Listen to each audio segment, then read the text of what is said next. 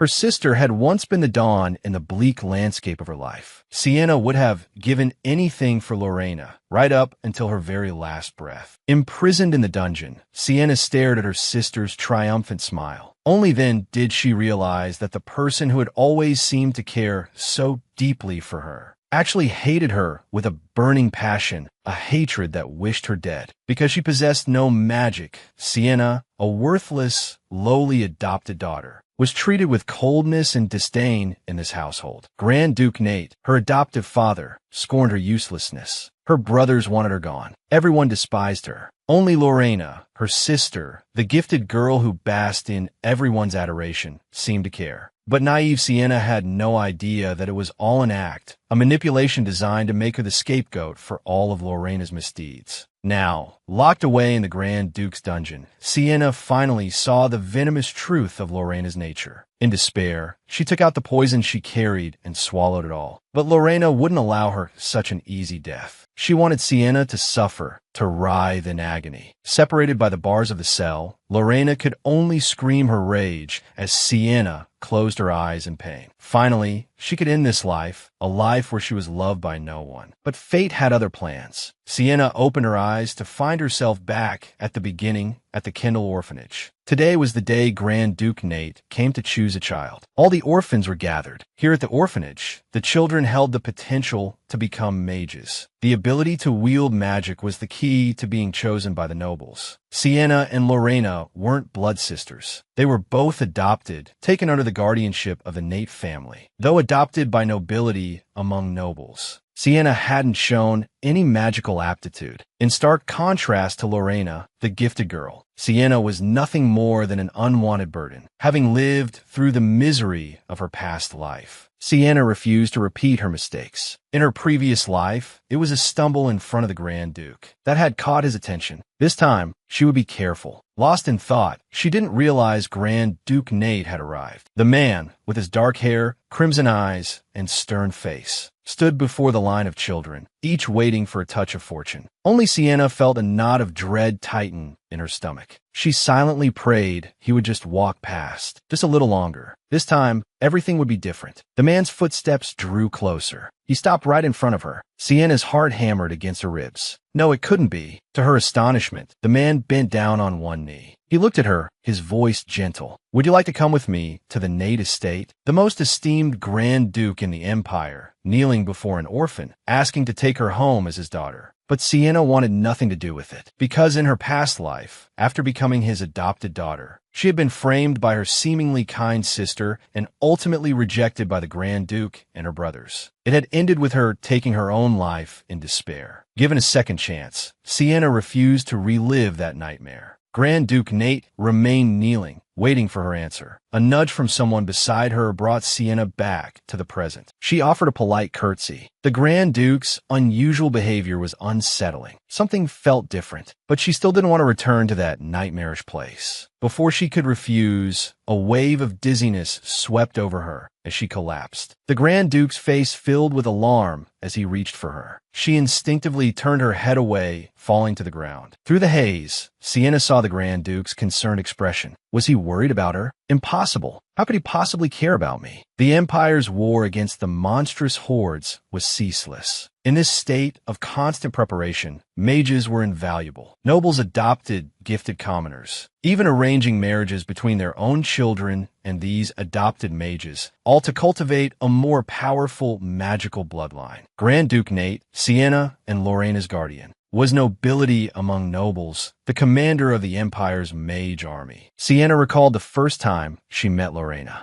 Back then, she was timid and shy, offering a hasty curtsy. But Lorena was vibrant and outgoing. She took Sienna's hand warmly. "You can call me sister from now on," Lorena had said. "I've always wanted a little sister." Her bright, dazzling smile had captivated Sienna. From then on, they were like sisters. Lorena came to see Sienna every day. She even invited Sienna to her home. Unlike Sienna, an orphan, Lorena had parents. They welcomed Sienna with equal warmth. The loving, harmonious atmosphere of their family gave Sienna a sense of warmth she'd never known. Until one night, Lorena came to Sienna with a magic book in her arms. She wanted to try the spells within it with Sienna. An unsettling aura emanated from the book, making Sienna instinctively recoil. But seeing her sister's eager expression, she agreed. Lorena wanted to share some of her magic. "You have almost no magic," she told Sienna. Sienna's blood ran cold. The Grand Duke had adopted her, believing she possessed magic. What was she going to do? "I have plenty of magic," Lorena reassured her. "I can share some with you." But Sienna refused. Wouldn't that be deceiving the Grand Duke? "Do you want to go back to the orphanage?" Lorena asked. "I want us to stay sisters forever." Lorena's words silenced Sienna. She didn't want to go back. No one had ever been as kind to her as Lorena. No matter the cost, Sienna thought, I have to stay here. Looking into Lorena's earnest eyes, she agreed. "Don't worry," Lorena said. "This will be our little secret." And so, they performed the magic to transfer Lorena's power. That night marked the beginning of Sienna's tragic fate. How foolish it was to blindly trust someone. Now, fate had given her a second chance. Even if it meant enduring the hardships of the orphanage, she would never entangle herself with Lorena again. As Sienna's consciousness returned, she saw the Grand Duke arresting the orphanage director. He was going to be punished. The manipulative sister, to maintain her position as the favored child, had pretended to care for her sister while secretly stealing her magical talent. She had even framed her sister for her own misdeeds. Poor Sienna, only learning the truth on the brink of death. All the suffering she had endured for so many years had been orchestrated by the sister she trusted most. Just moments ago, Grand Duke Nate had looked at Sienna, lying unconscious, lost in thought. Was she trying to avoid me just now? He wondered. Perhaps she was just nervous. The Grand Duke suddenly noticed Sienna's frail physique. It wasn't just her. All the children in the orphanage were gaunt and pale, clearly suffering from long-term malnutrition. This orphanage received ample funding to nurture these magically gifted children. With the children living like this, the director must have been embezzling the funds. The Grand Duke gave the order to remove the director from his position. The director tried to argue, claiming it was unfair for the Grand Duke to punish him so severely over one little girl. The Grand Duke's voice was stern, brooking no argument. The director was dragged away. Sienna woke at that very moment. Her eyes met the Grand Duke's. The cold, stern expression he'd worn moments before hadn't yet faded. Sienna's heart lurched. Had he seen how weak she was? Did he no longer want to adopt her? Seizing the opportunity, Sienna burrowed into Lisa's arms, feigning fragility. She pleaded with Lisa, her voice small, not to be taken to the Nate estate. She would be good. She promised obedient. She would eat only a little food each day. She just wanted to stay at the orphanage. Seeing the Grand Duke's rising concern, Lisa quickly interjected. "She's still so young," she said. "I'll talk to her." Suddenly, Sienna burst into tears, all the suppressed anguish pouring out. An aide quickly advised the Grand Duke to relent for the moment. The instant Sienna heard the Grand Duke say he wouldn't force her to go, her tears stopped. Seeing this, the Grand Duke had no choice but to leave, a look of resignation on his face. Lisa continued to hold Sienna, murmuring soft reassurances. Feeling the genuine warmth of Lisa's comfort, Sienna truly understood. What Lorena had shown her was a sinister intent hidden beneath sweet words and gentle smiles. And Sienna hadn't realized it until she was on the brink of death. Her stolen magic, her life of humiliation, all thanks to the sister she had loved with all her being. If she had stayed with Lisa all those years ago, would her life have been better? Lisa looked at Sienna's pale face, her heart aching with pity. She was thinking about how she would take better care of Sienna from now on, when the door burst open. Both Lisa and Sienna gasped. It was the orphanage director. Hadn't the Grand Duke taken him away? The enraged man lunged forward and grabbed Sienna's hair. "You wretched girl," he snarled. "I won't let you get away with this." He yanked on her golden hair, his grip brutal, ready to unleash his fury. It was Sienna's unexpected collapse that had exposed his abuse of the orphans. He had spent all his savings to make bail, and now he blamed Sienna for everything. Lisa tried to intervene,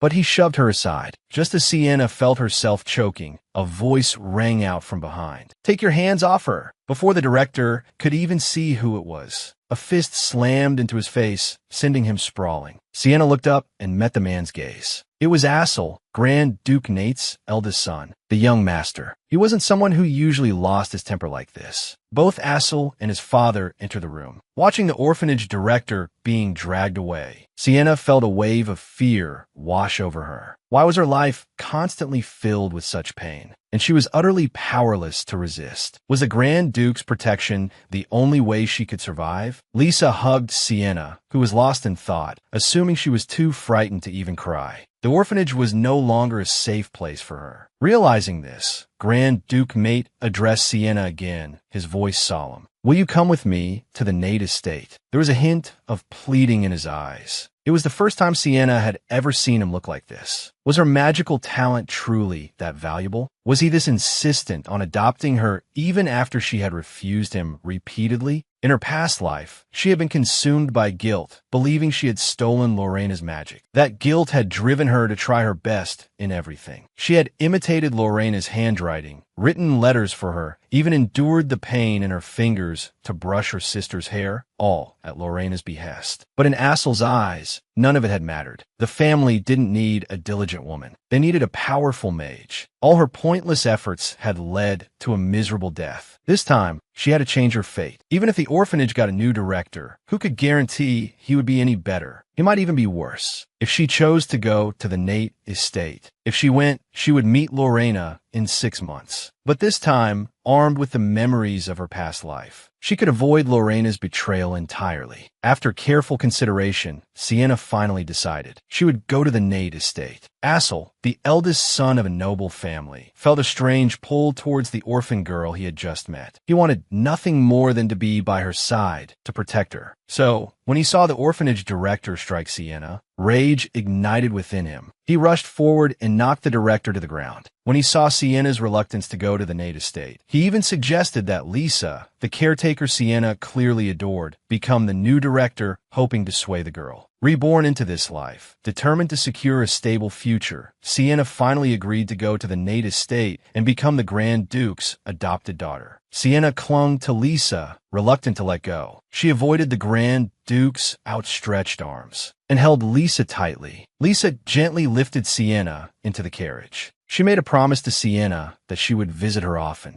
and Sienna, in turn, promised to live well and be a good, kind child. On the way back to the estate, the three sat in the carriage in silence. Both father and son looked out the window, the atmosphere slightly awkward. Sienna considered thanking them, but decided against it. She no longer wanted to make a conscious effort to be a good child. By the time they arrived at the Nate estate, Sienna had fallen asleep. The Grand Duke carefully carried her from the carriage. Assel reached out to take Sienna from his father, but the Grand Duke declined. "Don't you have things to attend to?" he asked. Assel did have responsibilities, but he didn't want to leave Sienna. He couldn't explain this feeling of concern. The Grand Duke's younger son, Michael, saw his father carrying a girl and rushed over, curious. "Is that the child?" he asked, only to be shushed by his father for being too loud and disturbing Sienna's sleep. Michael then turned to his older brother. "Will she be staying with us?" he asked. Assel confirmed that she would. Reassured, the boy relaxed. The Grand Duke gently placed Sienna on the bed. Assel watched Sienna's peaceful sleeping face, noticing the focused gazes of his father and brother. All three of them were acting differently than usual, showing unusual care for this girl they had just met. A deranged sister, desperate to maintain her favored status, uses cruel methods to drive her kind younger sister to death. Sienna, reborn, encounters her sister Lorena once again. Lorena confronts her, her voice filled with madness. "You stole my place. Are you happy now?" Sienna felt a chill run down her spine. Even though she now knew Lorena's true, vicious nature, years of being manipulated by her sister had conditioned her to obey. Panic seized Sienna, and she jolted awake. It was just a dream, but as she took in her surroundings, her composure shattered. She was in the room Lorena had occupied in her past life, the Cradle of the Moon. Sienna remembered being assigned to a simple room in her past life, and being overjoyed. Compared to the orphanage, it had felt luxurious. But Lorena had scoffed. She had set her sights on a different room and dragged Sienna along to see it. The Cradle of the Moon, lavishly decorated and cozy, was the finest room in the estate, aside from the Grand Dukes and Assel's. It even had an adjoining room for a maid. Lorena had declared it perfect for her, adding that when Sienna came to visit,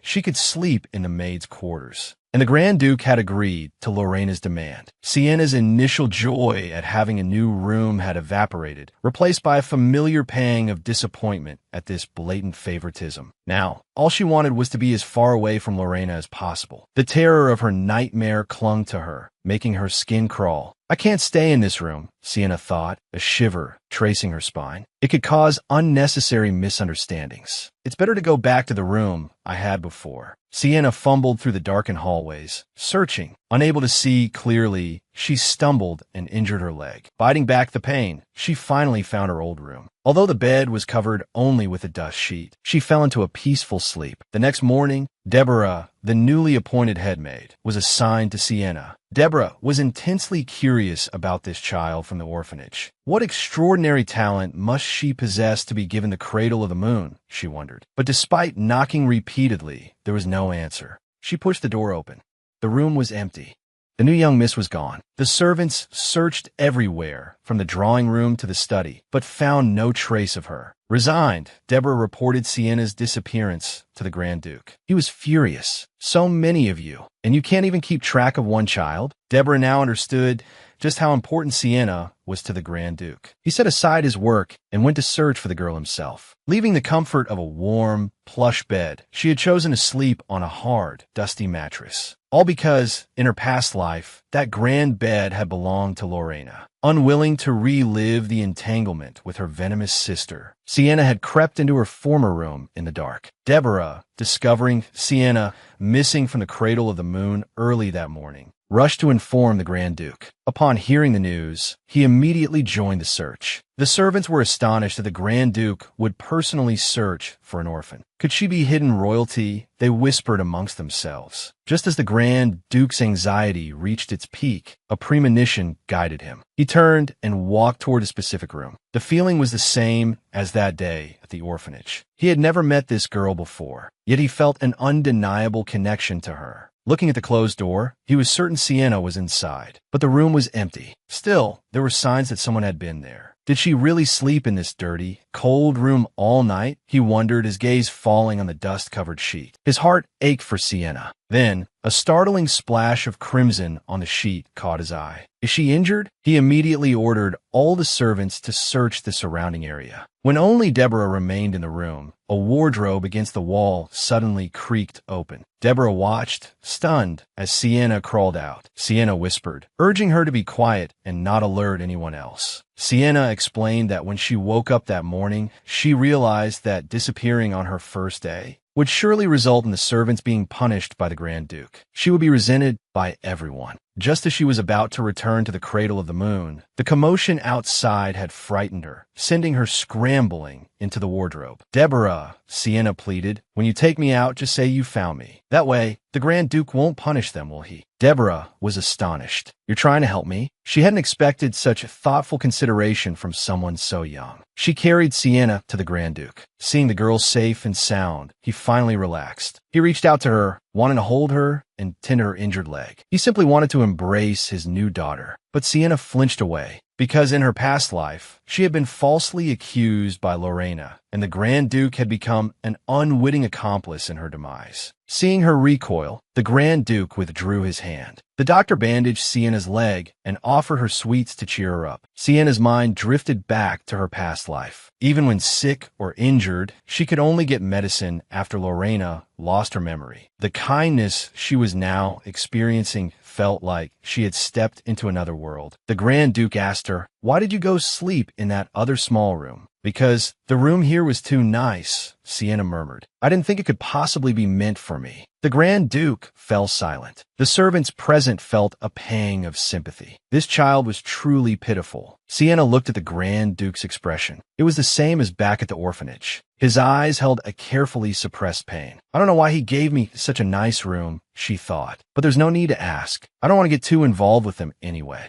Because even if they're kind to me now, she reasoned internally, this kindness will shift to Lorena when she arrives. Meaningless questions only bring hope, and I don't have any hope for them. Sienna bowed her head and apologized. I won't make everyone worry like that again. The Grand Duke wanted to ask more, but felt it would sound like he was blaming her. It's not your fault. You don't need to apologize, he said gently. You just need to know that the cradle of the moon is your room. If I have to give this room back when Lorena comes, Sienna mused, it's better to find a reason to refuse it now. Wait, if I offer the room to Lorena when she arrives, maybe she won't be hostile towards me. In that case, I'll stay in the maid's quarters next to the cradle of the moon. Sienna's quiet demeanor tugged at the Grand Duke's heart. At the orphanage, she had been a child who cried and clung to Lisa. Now, she was as sensible as an adult. Perhaps she just needs time to adjust, he thought. Deborah, the head maid, couldn't understand the new young miss either. She lived in such a beautiful room, yet she seemed constantly melancholic. When Deborah came to deliver breakfast and pushed the door open, she found Sienna gone again. The girl poked her head out from the maid's quarters. Deborah was surprised, but Sienna simply said, "I'm comfortable here. If I stay here," she reasoned internally, "they'll probably give up on me soon." Sienna picked up her knife and fork and began to eat. Deborah observed her, curious. Despite being an orphan with no formal etiquette training, Sienna's table manners were remarkably refined, like those of a noble lady. The girl seems to have a strange affliction, Deborah thought. Sleeping in a luxurious bed gave her nightmares. Only on a hard mattress could she find peace. Even as she ate, Sienna could barely keep her eyes open. Perhaps children are just naturally sleepy, Deborah mused. Deborah, seeing the girl swaying on her feet, guided her to the large bed and helped her lie down. But the moment Sienna closed her eyes, terrifying dreams overwhelmed her. Lorena's voice echoed in her mind, a haunting whisper. Sienna jolted awake. She couldn't bear to touch this bed. It only brought nightmares. Quietly, she slipped out of bed, avoiding the maid, and crept back into the maid's quarters. Only here did she feel a semblance of peace. But even here, unpleasant memories from her past life surfaced. Because she wasn't liked. Whispers and rumors about her had been constant. That solitary orphan. She's the Grand Duke's adopted daughter, yet she spends her days doing nothing productive, always insisting on doing the maid's work. Does she want to be Lady Lorena's maid when she becomes the Grand Duchess? Does she even have the qualifications? She's so presumptuous. Even Lorena, who pretended to care for her, would subtly mock and belittle her. She would invite Sienna to gatherings, but only to turn around and say that everyone would be uncomfortable if Sienna went. Yet at the same time, Lorena would relentlessly brainwash her, drilling it into Sienna's head that no one in the world loved her except her sister. Faced with Lorena's years of mental manipulation, Sienna occasionally longed to get away from her, as far away as possible. When Lorena comes here in 6 months, Sienna worried, what will she think when she sees me occupying the cradle of the moon? Deborah, watching Sienna huddled in the maid's quarters, felt a surge of exasperation. You should be spending more time in the cradle of the moon, she insisted. Sienna didn't understand. The Grand Duke was out hunting Boasug. Assel had returned to the military academy, and Michael was nowhere to be seen. Why was the head maid so fixated on her? Deborah was clearly displeased with Sienna constantly sleeping in the maid's quarters. It's an insult to the Grand Duke, she declared. But I lived there for most of my last life, Sienna thought. Isn't saying that an insult to me? Seeing Sienna's constant sighs, Deborah decided to drag her out for some sunshine and a tour of the Grand Duke's estate. Despite being smitten with the girl at first sight, the proud young master stubbornly tried to hide his feelings. But the girl remained utterly unfazed, even finding the situation absurd. Just moments ago, Deborah, the head maid, had forcibly dragged Sienna off on a tour of the Grand Mansion. Deborah chattered excitedly, describing everything in detail, but Sienna only felt bored. Having lived through it all once before, she was already intimately familiar with the estate. They arrived at the entrance to the second-floor exhibition hall. Deborah was about to launch into a detailed explanation when she noticed young Master Michael there as well. Seeing someone she'd rather avoid, Sienna hesitated, unsure whether to curtsy. After a moment's thought, she instinctively hid behind Deborah. Michael intensely disliked timid people. Seeing me like this, Sienna thought, he'll probably leave quickly. Michael seemed to be exercising restraint. He sighed and told Deborah to go back. He would give Sienna the tour. Absolutely not, Sienna thought, but Deborah was more than happy to oblige. She gave Sienna a little push forward and vanished in an instant. As her only rescuer disappeared, Sienna heard the boy's sharp question, "Don't you curtsy when you see me?"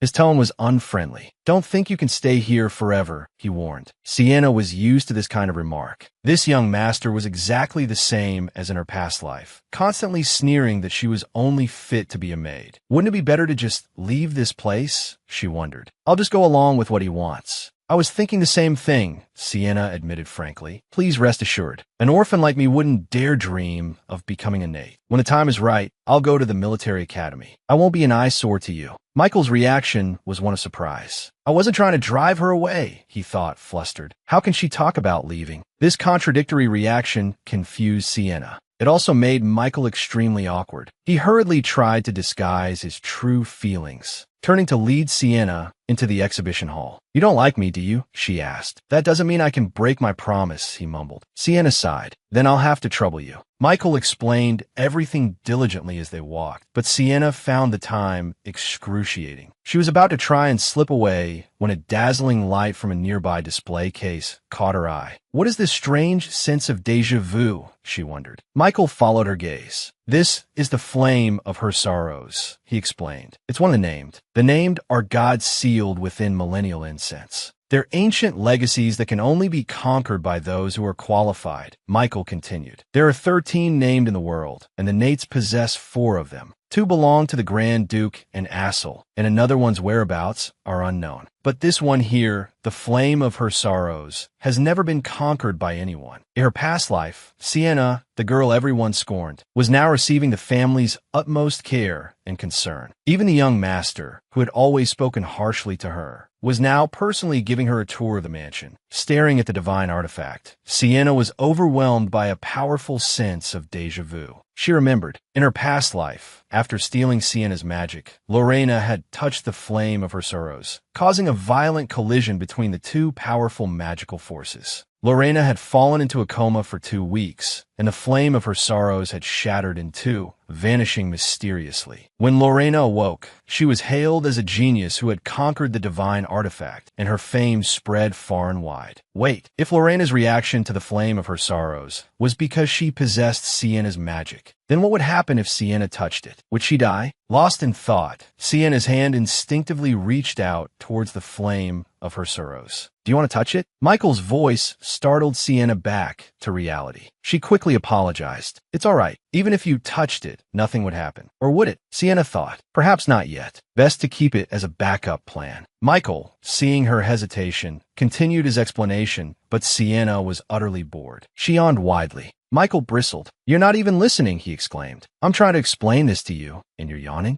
He was so angry, he practically vibrated with indignation. Finally, Sienna had some peace, but it didn't last. Deborah, the head maid, soon appeared. You need to get ready, she told Sienna. The Grand Duke has returned early after a successful hunt. There will be a formal family dinner tonight, and Assel will be there too. Oh no, Sienna thought. I really don't want to attend that. She tried to excuse herself, claiming she didn't know proper etiquette, but Deborah was adamant. Sienna had to be there. There's something good waiting for you, Deborah added mysteriously. Sienna only felt a creeping sense of dread. The grand mansion suddenly seemed ominously sinister. When she had first arrived in her past life, the sheer scale of the place had kept her awake at night. As the dining room doors slowly opened, revealing the 3 figures seated formally at the table, Sienna felt a wave of embarrassment wash over her. She was still wearing the clothes she'd arrived in from the orphanage. Are they trying to intimidate me? She wondered. There's no need. I already know I don't belong here. Sienna noticed the pomegranates on the dining table. They were the symbol on the Nate family crest. It was unusual to see pomegranates used as table decorations. This dinner must be important, she thought. The Grand Duke's mansion was hosting a lavish and grand dinner, all for the arrival of a common orphan. But Sienna felt a deep sense of resistance. In her past life, she had been framed and tragically killed within these very walls. Now, facing the 3 people who had once been so indifferent to her, she couldn't bring herself to eat. Is the food not to your liking? Assel, noticing her downcast expression, asked gently. He noticed? Sienna thought, is he reprimanding me for being ungrateful? She stammered an apology. Assel looked flustered. He seemed to have realized she'd misunderstood him. Then the Grand Duke spoke, his voice soothing.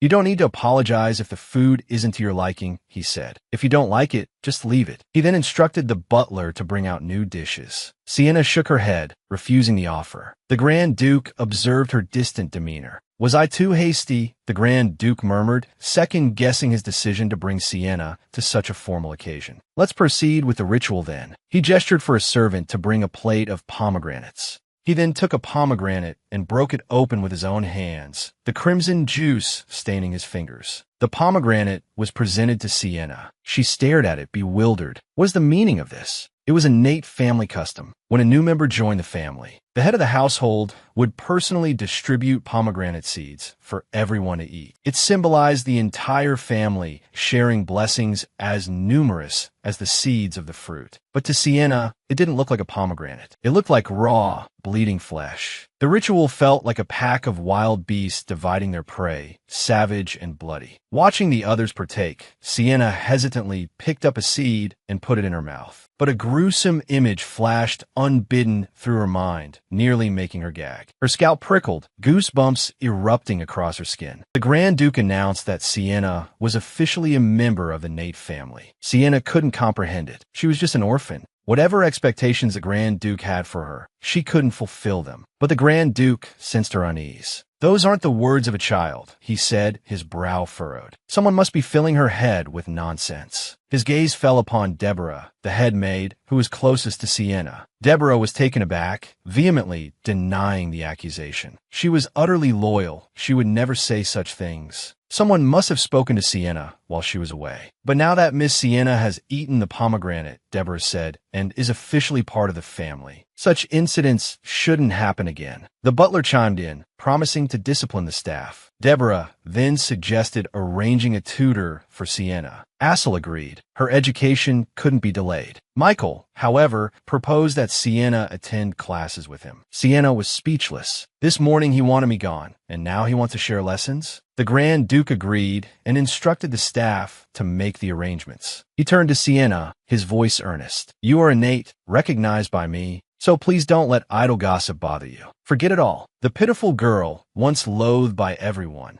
had been reborn and returned to the Grand Duke's mansion. Faced with the apparent concern of these three men, Sienna felt an overwhelming sense of resistance, especially when the Grand Duke told her to forget. It was laughable. The suffering she endured in her past life, the disdain and disgust these three had shown her, the pain she was forced to bear. How could she simply forget? You say forget so easily, but do you think my wounded heart can be healed with just those words? Even now, the memories bring such agonizing pain, I can barely breathe. Her outburst startled everyone present. Sienna, unable to stand any longer, collapsed to the floor. The Grand Duke rushed to her side, gathering her into his arms. He called for a doctor while softly comforting her. But Sienna recoiled from his touch. "I don't want to rely on you. And I beg you, leave me alone." Sienna struggled to push him away. This pretense of affection was suffocating. "You're so kind to me now, so you can manipulate me later?" In this terrifying house, she had already suffered unimaginable malice and died once. But even death had been undone. Must I endure it all again? Overwhelmed by the emotional onslaught, Sienna finally lost consciousness. The doctor examined her and concluded that she had fainted due to severe malnutrition and extreme stress. The Grand Duke was consumed by guilt. He had subjected such a frail child to such a stressful ordeal. Meanwhile, Sienna was once again lost in a nightmare. She dreamt of her past self, believing she had stolen her sister Lorena's magic. She was tormented by guilt, unable to sleep at night. To alleviate her guilt, she even volunteered for the most unpleasant chores. But it was all for naught. After exchanging magic with her sister, the resulting mark weighed on her, suffocating her. Even crying felt like an impossible luxury. Lorena had suggested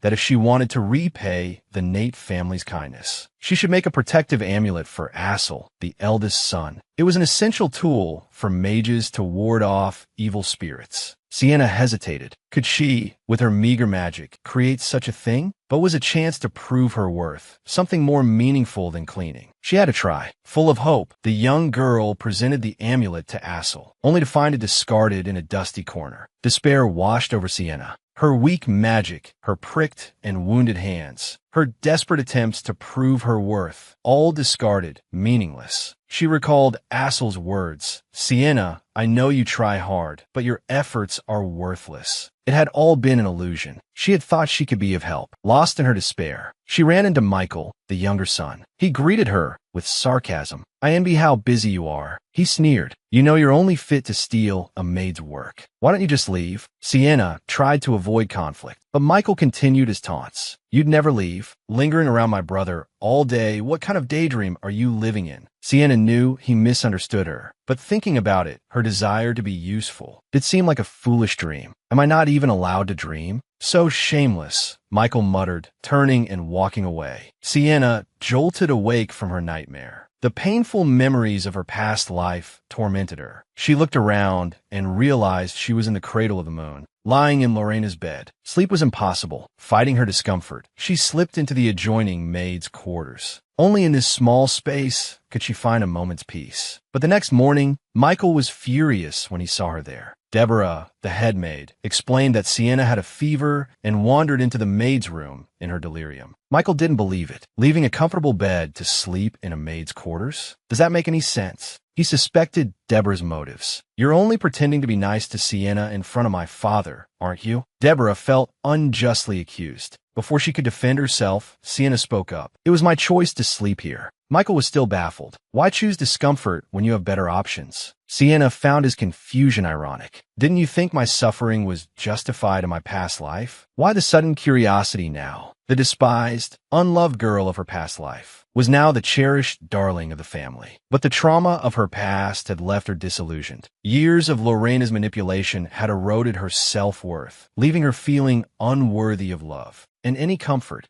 So she told Michael, the cradle of the moon is too grand. This maid's room reminds me of the orphanage. That's why I sleep here. But you are innate now. You ate the pomegranate. Though Michael had explained the significance of the pomegranate, Sienna wished she hadn't eaten it. She almost wanted to throw it up. Did you think I'd clap my hands with joy just because you called us family? How naive. Seeing the escalating tension, Deborah intervened, suggesting she needed to help Sienna get dressed. Michael then noticed Sienna was still in her nightgown. He flushed, realizing he had barged into her room early in the morning while she was still undressed. Muttering an apology, he quickly left. The doctor, having seen Sienna was all right, also took his leave. This doctor was new to Sienna. The previous one had always pretended not to know her, deliberately refusing her treatment. Unbeknownst to Sienna, that doctor had been demoted for failing to diagnose her typhoid fever. Now, the servants knew better than to neglect the young lady. Deborah attentively served Sienna her breakfast. Such solicitousness felt strange, but Sienna couldn't refuse. She ate obediently. Deborah informed Sienna of an important event. The Grand Duke had personally summoned a tailor to take her measurements for new clothes. Sienna couldn't understand the Grand Duke's sudden change of heart. He had been utterly indifferent to her in her past life. Deborah and the tailor sang her praises, complimenting Sienna's natural beauty and elegant demeanor. But Sienna, lacking in self-confidence, felt utterly insignificant. She was just an orphan. Only someone as radiant as Lorena was suited for such attention. Just as Sienna was feeling overwhelmed, a man entered, carrying a large bouquet of roses. Is Miss Sienna here? He inquired. It was the first time Sienna had received roses. She stared in disbelief. Are these for me? Looking at the 999 vibrant roses, Sienna felt no joy, only apprehension. The accompanying card read, wishing you a speedy recovery. Asil, the flowers were from the eldest son. The maids around her erupted in excited chatter. How romantic. Each rose is worth a gold coin. That expensive? Sienna thought. He could have just given me the money. I'll need it for military school. A thought struck Sienna. Asil had sent her flowers. Could a similar incident have caused Michael's misunderstanding in her past life? Had he thought she wanted to marry Asil? How absurd. Why would he think that? Unless, had Lorena orchestrated it? It was certainly within her capabilities. After all, Lorena had tricked her out of her witch's mark before. This time, Sienna wouldn't allow history to repeat itself. She first had a servant relay her gratitude to Asil. Then, she proposed sharing the flowers with everyone, explaining that at the orphanage, they always shared gifts. She wanted to share the joy with everyone present. This way, she could avoid any misunderstanding with Michael and not disregard Asil's kind gesture. The servants were delighted to receive the roses, expressing their thanks to Sienna. Her popularity among the staff soared. Finally, Sienna gave a rose to the tailor, keeping only one for herself, along with the card. To express his gratitude, the tailor gifted Sienna a beautiful, ornate sample garment. It was the latest fashion, the designer's masterpiece, a true showstopper. The dress was stunning. but the color, it was bright yellow like a baby chick. Deborah, the head maid, beamed and happily accepted it on Sienna's behalf. With this dress, Miss Sienna can start her lessons tomorrow. So soon. That means it'll be that tutor who hates me, right? The tailor and Deborah reviewed the clothing list. Coats, dresses, everyday wear, nightgowns, formal gowns, cloaks, over 100 outfits in total. Isn't this too much? Sienna asked. Deborah produced a blank check signed by the Grand Duke. Don't worry, we can afford it. Sienna sighed. The world of the rich is beyond my comprehension. The next morning, Sienna donned the magnificent dress. Deborah gushed about how beautiful she looked, but Sienna found the bright yellow color rather overwhelming. Still, she thought, with these expensive jewels and fine fabrics, if I sold it, I could pay half a year's rent. The thought made the dress seem much more appealing. For the first time, a sense of ease settled within her. Sienna pushed open the study door. The tutor wasn't there. Instead, she found someone unexpected, young Master Michael. The aristocratic young master, outwardly aloof but secretly clingy, had skipped class, just to catch a glimpse of her. He claimed he was there to make sure she studied diligently. Sienna was speechless. Don't you have your own classes? And no one invited you here. But whatever, she thought, it's not worth arguing. Sienna sat quietly. Michael's gaze was fixed on her. He still tried to sound nonchalant. I heard you got new clothes. You don't look as rustic. This dress is worth half a year's rent. If it still looks rustic, there's a serious problem. Just then, Sienna's tutor entered. Upon learning Michael was there to observe, he immediately began fawning over him. Sienna couldn't quite recall if this was the same tutor who had tormented her in her past life. Still, she politely greeted him. Before the lesson began, the tutor gave them a small test, asking them to write down all the characters they knew. Michael scribbled away furiously. Sienna, however, hesitated. In her past life, she had painstakingly practiced her handwriting to forge letters for Lorena,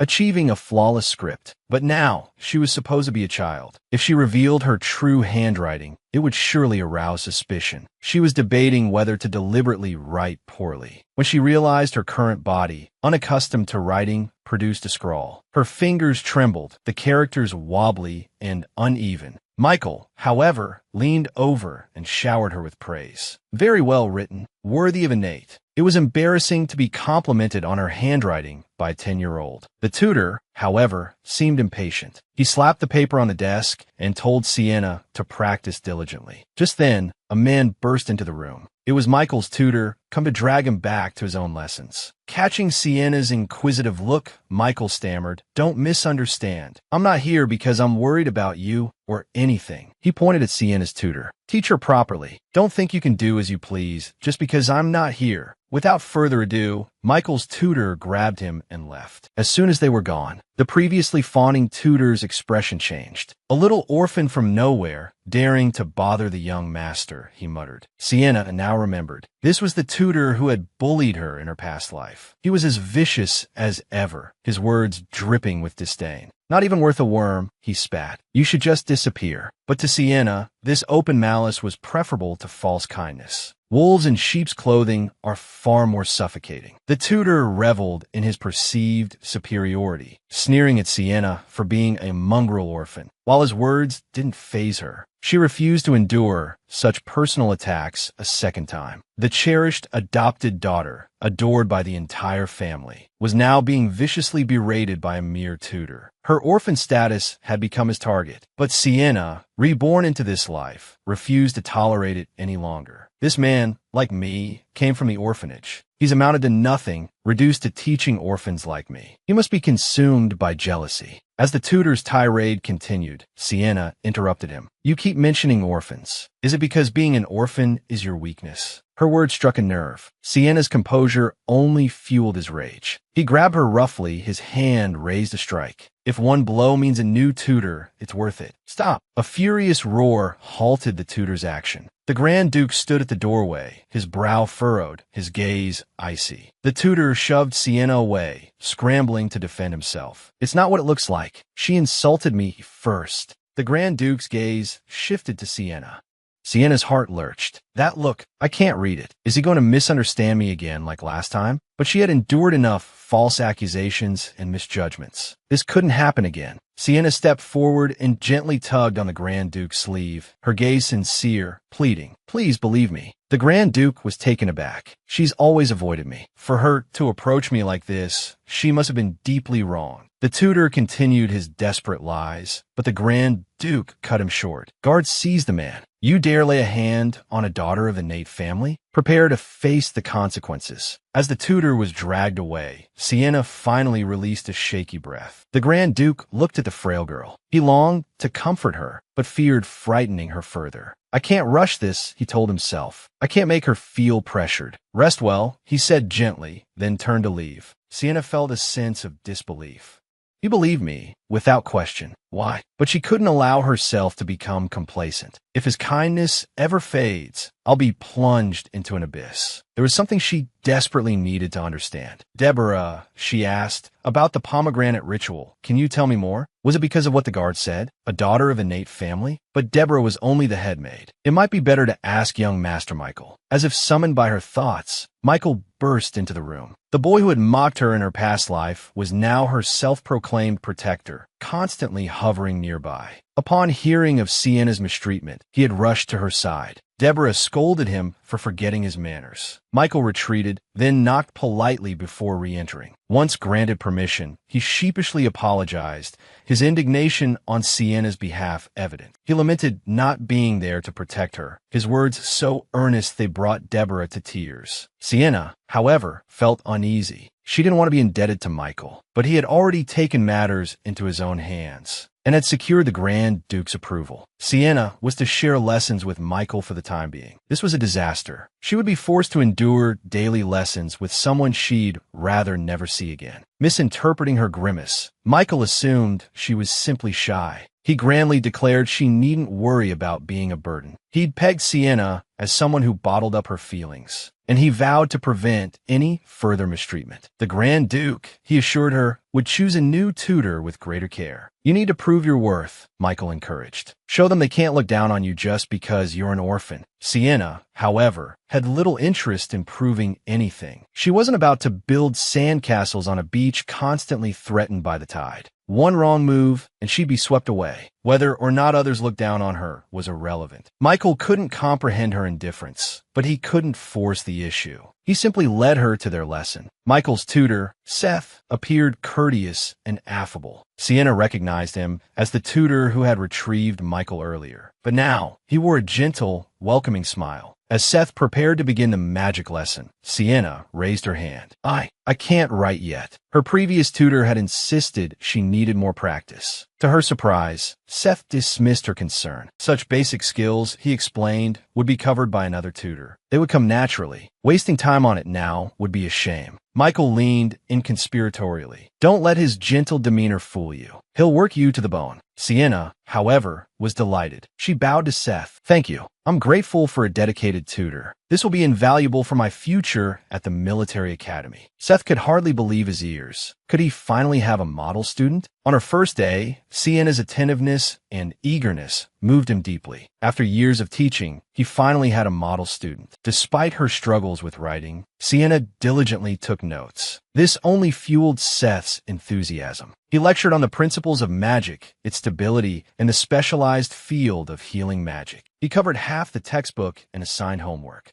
When Seth inquired if Sienna found the lesson difficult, she exuded confidence. This further cemented Seth's belief that he had found a truly exceptional student. For Sienna, this was her first formal magic lesson across 2 lifetimes. Unlike her previous life, her magic hadn't been stolen by Lorena. She was finally at the starting line. She would seize this opportunity and rebuild her life. At the Siobhan Military Academy, Assel, the eldest son, stood at the window, gazing outwards. A messenger hawk circled before landing on his arm. He carefully read the letter. He'd been receiving letters from home daily lately. His friend inquired if something was amiss. Assel remained silent, turning to leave. It seemed Assel would be returning home this weekend. Back at the Nate estate, Michael, upon learning Sienna had been diligently working on her homework for 3 days, lamented his own lack of academic talent. Sienna, however, was baffled. Why was he feigning modesty? He would, after all, consistently top their class at the academy, while she struggled to comprehend even the simplest concepts. Despite the difficulty, Sienna found joy in her studies. She relished the solitary struggle, even as her hand grew calloused and sore from writing. Deborah noticed the change in Sienna, from her initial quiet reserved to her newfound enthusiasm for learning. It was heartwarming, yet also a little concerning. She suggested Sienna take a break and stroll in the gardens. Just then, Assel returned. The butler, well aware of the eldest son's recent weekly visits, saw him heading upstairs and offered a gentle warning. If you're going to miss Sienna's room, you might find it empty. She's been diligently studying in the library. Assel realized he hadn't been heading to his own room at all. He'd instinctively been drawn to Sienna. The eldest son, renowned for his rationality and composure, seemed to lose all control when it came to Sienna. From the moment they met, Assel had felt a strange pull towards her. Yet, Sienna's gaze had always been filled with aversion and rejection. This stemmed from memories of her past life, where Assel had carelessly trampled on her affections. Now reborn, she instinctively recoiled from him. Assel, with no memory of his past actions, assumed his brusque demeanor had frightened her. He abandoned the thought of seeing her and turned to leave. The butler, knowing Assel's concern for Sienna, had been tasked with sending daily letters updating him on her well-being. He had even sent flowers when she was ill. If you're truly worried, the butler prompted, why not see her yourself and make sure she's all right? Assel made his way to the library, but Sienna was out for her walk. He surveyed the room, taking in her study environment, relieved to see she wasn't being mistreated. This library held memories for Assel, too. He had studied here as a child. He ran his hand over the familiar desk and chair, seeking a sense of connection. Then, he noticed something beneath the desk. He froze, then stared in disbelief. It was the bouquet of roses he had sent Sienna. He tried to convince himself it was just a meaningless gift, easily forgotten. But why did it sting so much?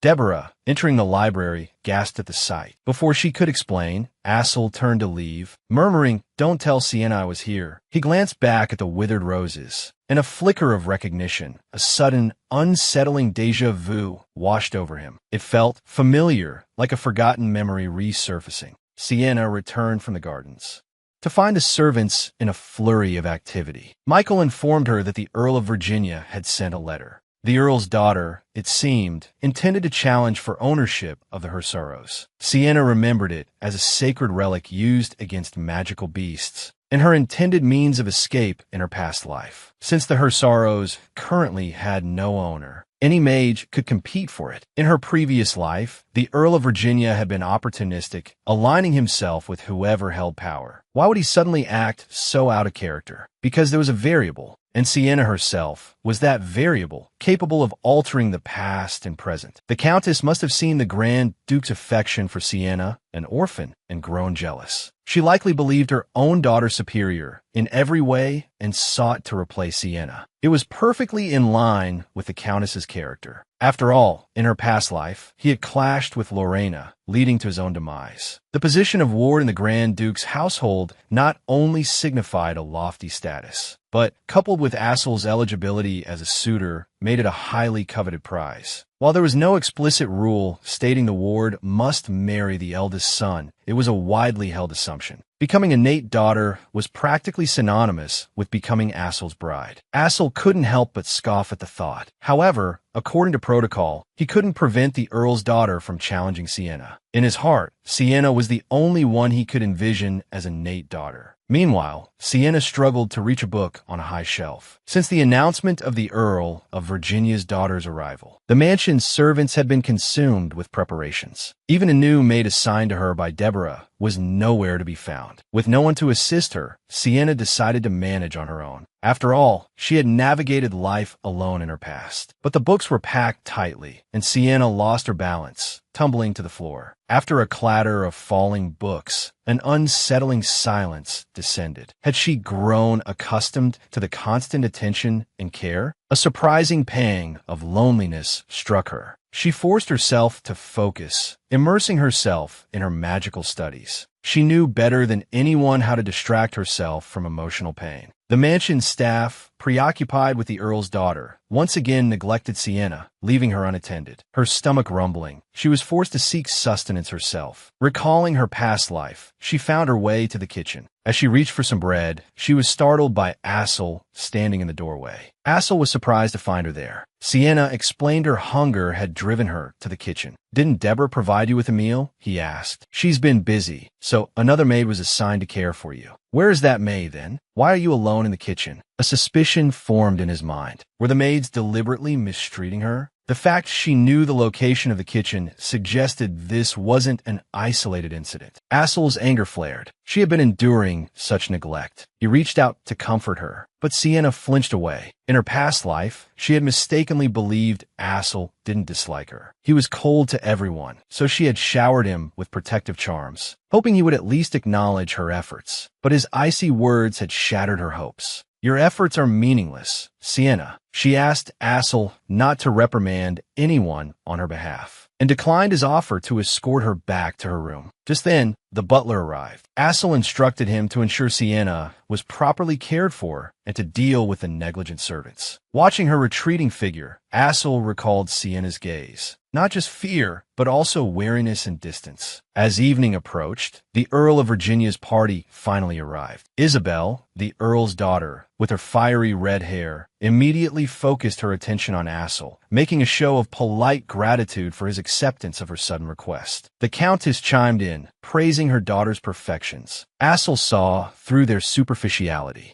Maintaining his composure, he invited them inside. "Oh my, I'm actually dining at the Nate Mansion. It's like a dream come true," Isabel gushed. Michael found her exuberance irritating. Michael practically rolled his eyes. Both brothers knew their true objective was to usurp Sienna's position as the adopted daughter. Despite this, they were obliged to maintain decorum and play along. As they entered the hall, Assel was surprised to find Sienna already there, dressed elegantly. Abandoning Isabel, Michael darted over to Sienna, disregarding etiquette as he chattered excitedly. Watching their easy familiarity, Assel felt a pang of something he couldn't quite name. Had they grown so close already? "This is Sienna, daughter of the Nate family," Assel introduced. Isabel, her eyes narrowed with hostility, assessed Sienna. So this was the rumored orphan, showered with the Nate family's affection. The lowly ward, scorned by everyone in her past life, was now the darling of the entire household. The Nates' lavish affection for Sienna, however, bred resentment. Isabel, the Earl's daughter, yearned to take her place. Seeking to put Sienna on the spot, the Countess inquired about her family name. Aware of the Countess's ill intentions, Sienna calmly replied that, being an orphan, she had no surname. Michael bristled at the woman's deliberate provocation. The Countess, however, smoothly changed the subject, raising her glass to thank Assel for his hospitality. Isabel cast coy glances at Assel, who responded with polite indifference. Meanwhile, Michael attentively described the dishes to Sienna. Observing their closeness, Assel felt a twinge of jealousy, yet also a sense of relief. Sienna's appetite had improved significantly since her arrival, which was a blessing. Isabel, ever the instigator, remarked on Sienna's good fortune, going from an orphan to the Grand Duke's daughter.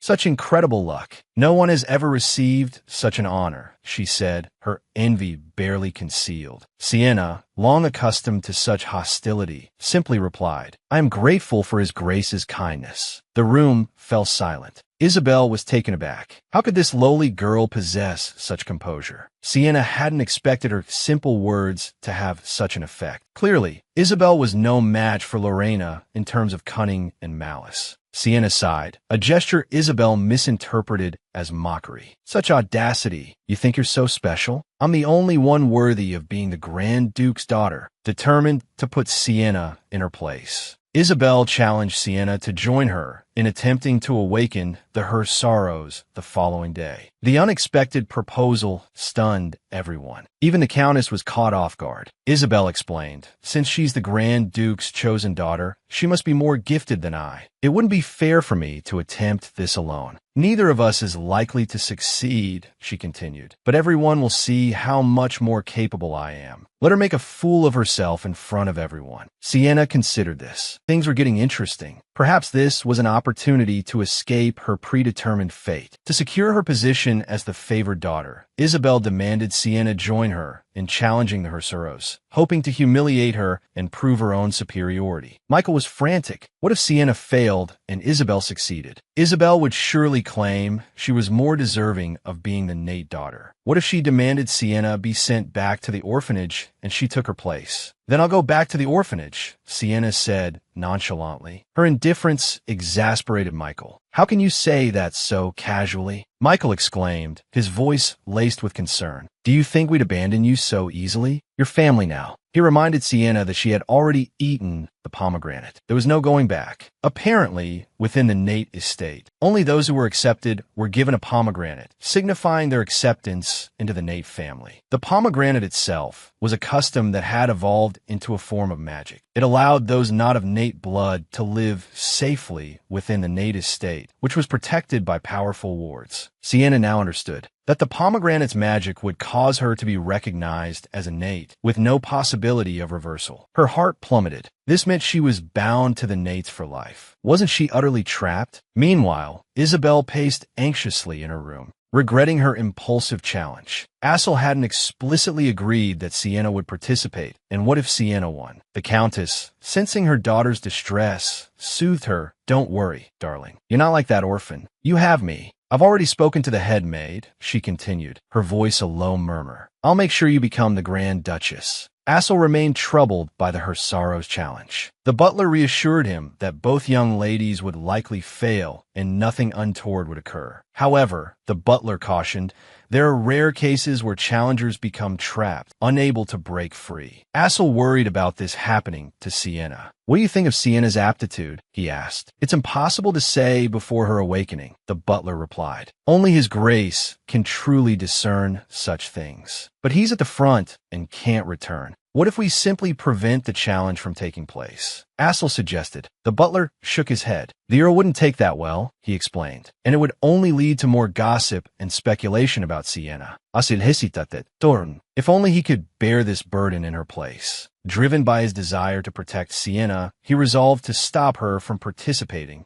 even if it meant facing disapproval. Just then, Michael burst into the room, pleading for his brother's help. Sienna wants to leave, he cried. Sienna stood behind him, her gaze resolute. Assel, she said, I want to challenge the Hersaros. Assel immediately refused. Challenging the Hersaros is no trivial matter, he explained. It requires training. Sienna looked confused. But I heard it didn't require any training, she said. Assel glared at Seth. You told her that?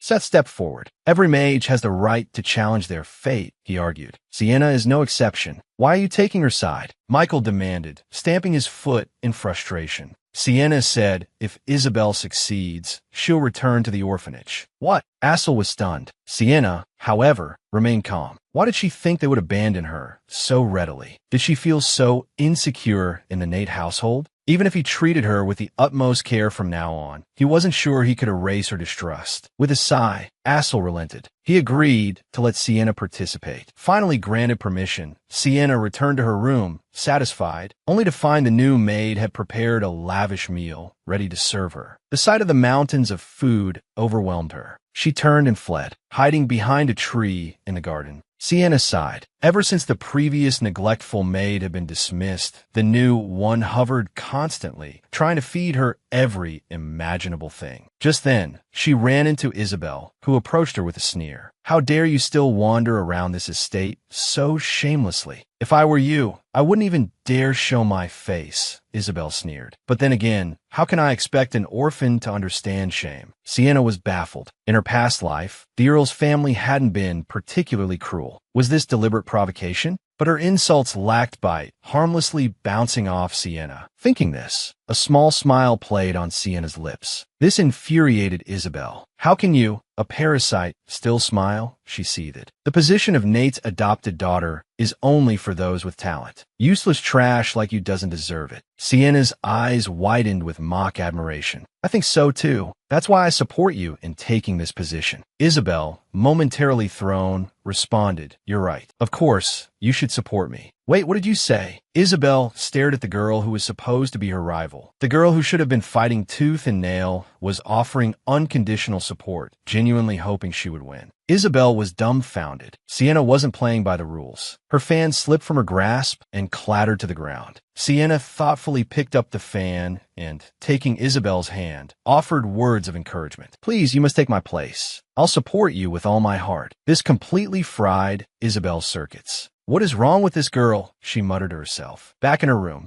Michael informed Sienna that the Grand Duke had returned earlier than expected and would be hosting the Countess and Isabel again. Sienna groaned inwardly. Did she have to endure another one of those excruciatingly awkward gatherings? Determined to avoid it, she began to cough theatrically, feigning illness. She answered Michael's concerned inquiries by claiming she'd caught a chill while walking in the garden. Suddenly, a hand brushed against her forehead. Michael leaned in close, checking for a fever. Startled by the sudden proximity, both froze for a moment. Then Michael smiled. You must have lost your appetite after dealing with those confrontational guests, he said, his voice gentle. Sienna was surprised. He understood. I wanted to throw them out, she admitted. But as a member of the Nate household, I can't act so impulsively. However, he added, a reassuring glint in his eyes, Father is back. Everything will be over tomorrow. He stroked her hair affectionately. Good girl, he murmured. Sienna was stunned by the unexpected intimacy, only snapping back to reality after Michael had left. Goosebumps erupted across her skin. What 10-year-old acted like that? The next morning, Sienna awoke to an unsettling silence. On such an important day, why hadn't anyone woken her? She climbed out of bed and tried to open the door, but it was locked. Had she been locked in? Someone was trying to prevent her from participating in the challenge. How utterly predictable. She'd seen this kind of petty tactic countless times in her past life. Sienna climbed back into bed, waiting to see if anyone would come. Soon, she heard Deborah, the head maid, calling her name. Finally, the door swung open. Deborah looked at Sienna, nestled in her bed, a mixture of worry and exasperation on her face. The young lady was remarkably unconcerned.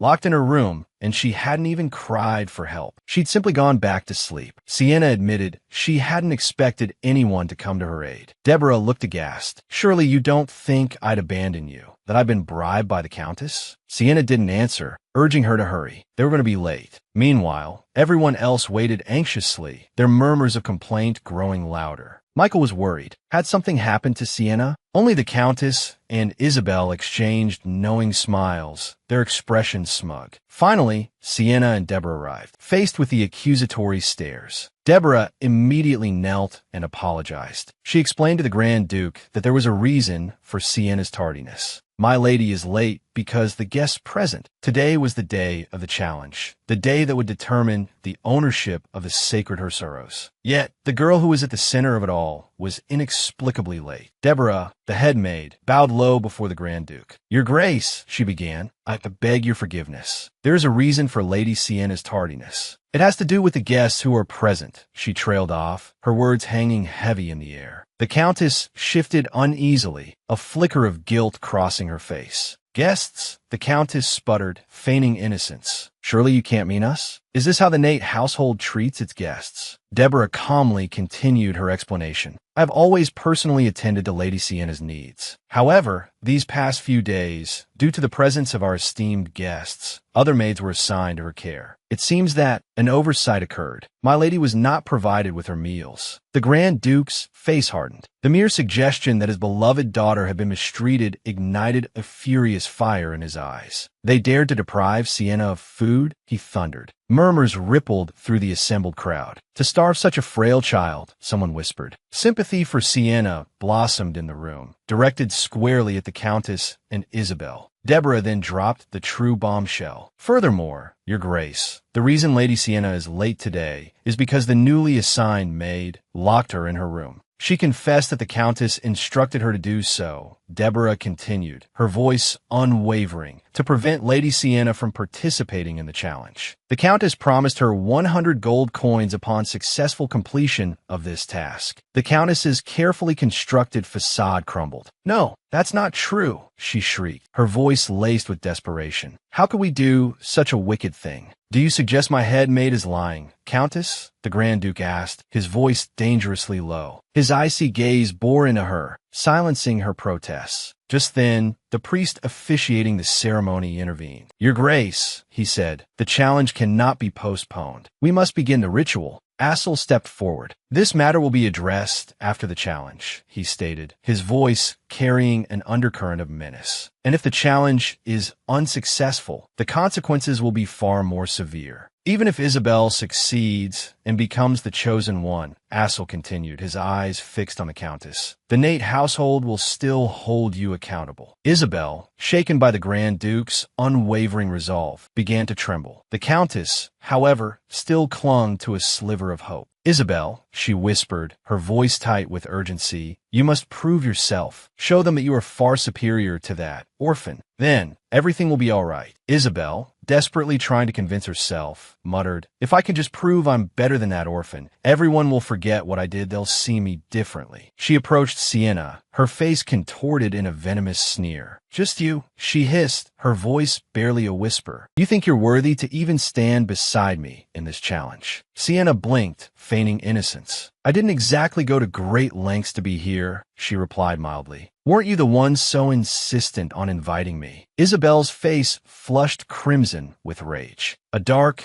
ominous aura flickered in her eyes, startling Sienna. The priest announced the beginning of the challenge, explaining the rules. The Hersaros will choose its master, he intoned. If it rejects you, you must accept its decision. If it chooses you, you will be granted the honor of becoming its guardian, a bond that can never be broken. Isabel stepped forward first. Gazing into the purifying waters that held the Hersaros, she hesitated, a knot of anxiety tightening in her stomach. The Countess held her breath, her eyes fixed on her daughter. As Isabel reached out her hand, she was violently repelled by an unseen force. The challenge was over. She had failed. The Countess gasped, disbelief etched on her face. Let her try again, she demanded. Ignoring the protests, Isabel, driven by desperation, plunged her hand back into the water. This time, the force was even stronger, throwing her to the ground. Mother and daughter stared at each other, their faces ashen. They were utterly defeated. The arrogant Interstellar Girl's challenge had failed spectacularly, and now she would face the consequences for her cruel treatment of Sienna. It was Sienna's turn. Assel and Michael watched, their hearts pounding in their chests. Sienna took a deep breath and slowly extended her hand into the purifying water. Nothing happened. Silence descended upon the room. It seems, Sienna thought, in my past life, Lorena shattered after touching the Hersaros because she possessed the magical power of two people. But now, there's only me. That must be why nothing's happening. A flicker of disappointment, unexpected and strange, ran through her. So I won't die today after all. She felt a pang of something akin to disappointment. Just as she began to withdraw her hand, a voice whispered in her ear, Don't go. Sienna glanced around, but no one else seemed to react. Did I imagine it? She wondered. I guess I failed the challenge too. What are you talking about? You didn't fail, the voice echoed again. Sienna's eyes widened in realization. Could this be the Hersaros? Yes, the voice confirmed. For 2,000 years, I've been waiting for you, my first master. Sienna abruptly yanked her hand back and turned to leave. She just wanted a simple, uneventful life, not the weighty responsibility of being humanity's guardian. Feigning a sudden pain in her hand, Sienna declared, I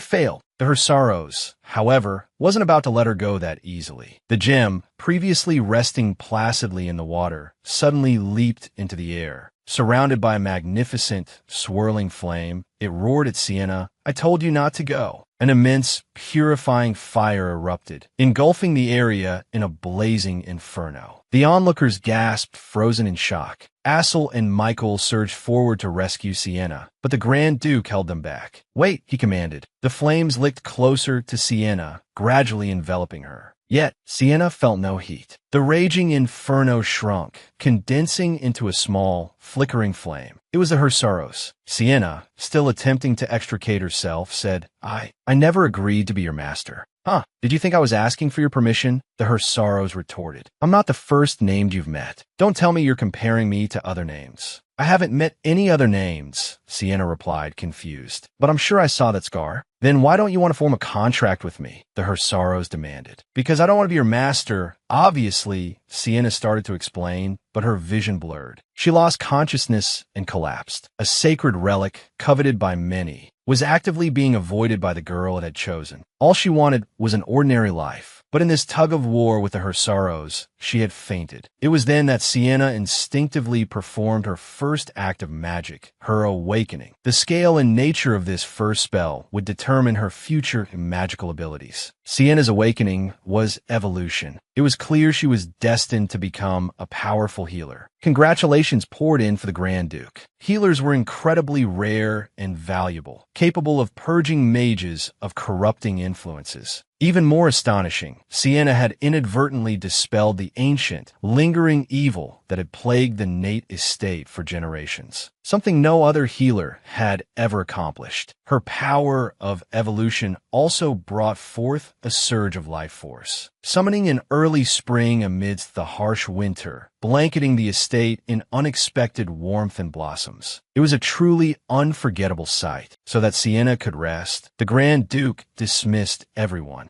and ordered preparations for the Countess and Isabel's trial. Once everyone had left, the Grand Duke gently nudged Sienna awake. Sienna, with her introverted nature, had simply pretended to be unconscious, overwhelmed by the large crowd. The Grand Duke, understanding her discomfort, waited until they were alone. Sienna groaned. I'm doomed. Doomed? That's a bit dramatic, isn't it? The Her Sorrows, now a small flame, popped out, stretching its miniature limbs. Finally, it exclaimed, I don't have to pretend to be a necklace anymore. Sienna was utterly dejected. A name knocks you unconscious and then unilaterally forms a contract? That's practically coercion. The Her Sorrows, now a tiny, flickering flame, enlightened her. Placing your hand in the purifying water is an ancient custom for requesting a contract, it explained. And since you performed the ritual, it continued, a hint of smugness in its voice. That means you made the request. I simply agreed. It was a fair, just, and public ceremony. It was clear that Her Sorrows wasn't going to back down. Knowing further argument was futile, Sienna changed tack. What do you mean by evolved the Nate fortune? She asked. The little flame preened. That's my gift to you. Surprise. Aren't you impressed? I cast such powerful magic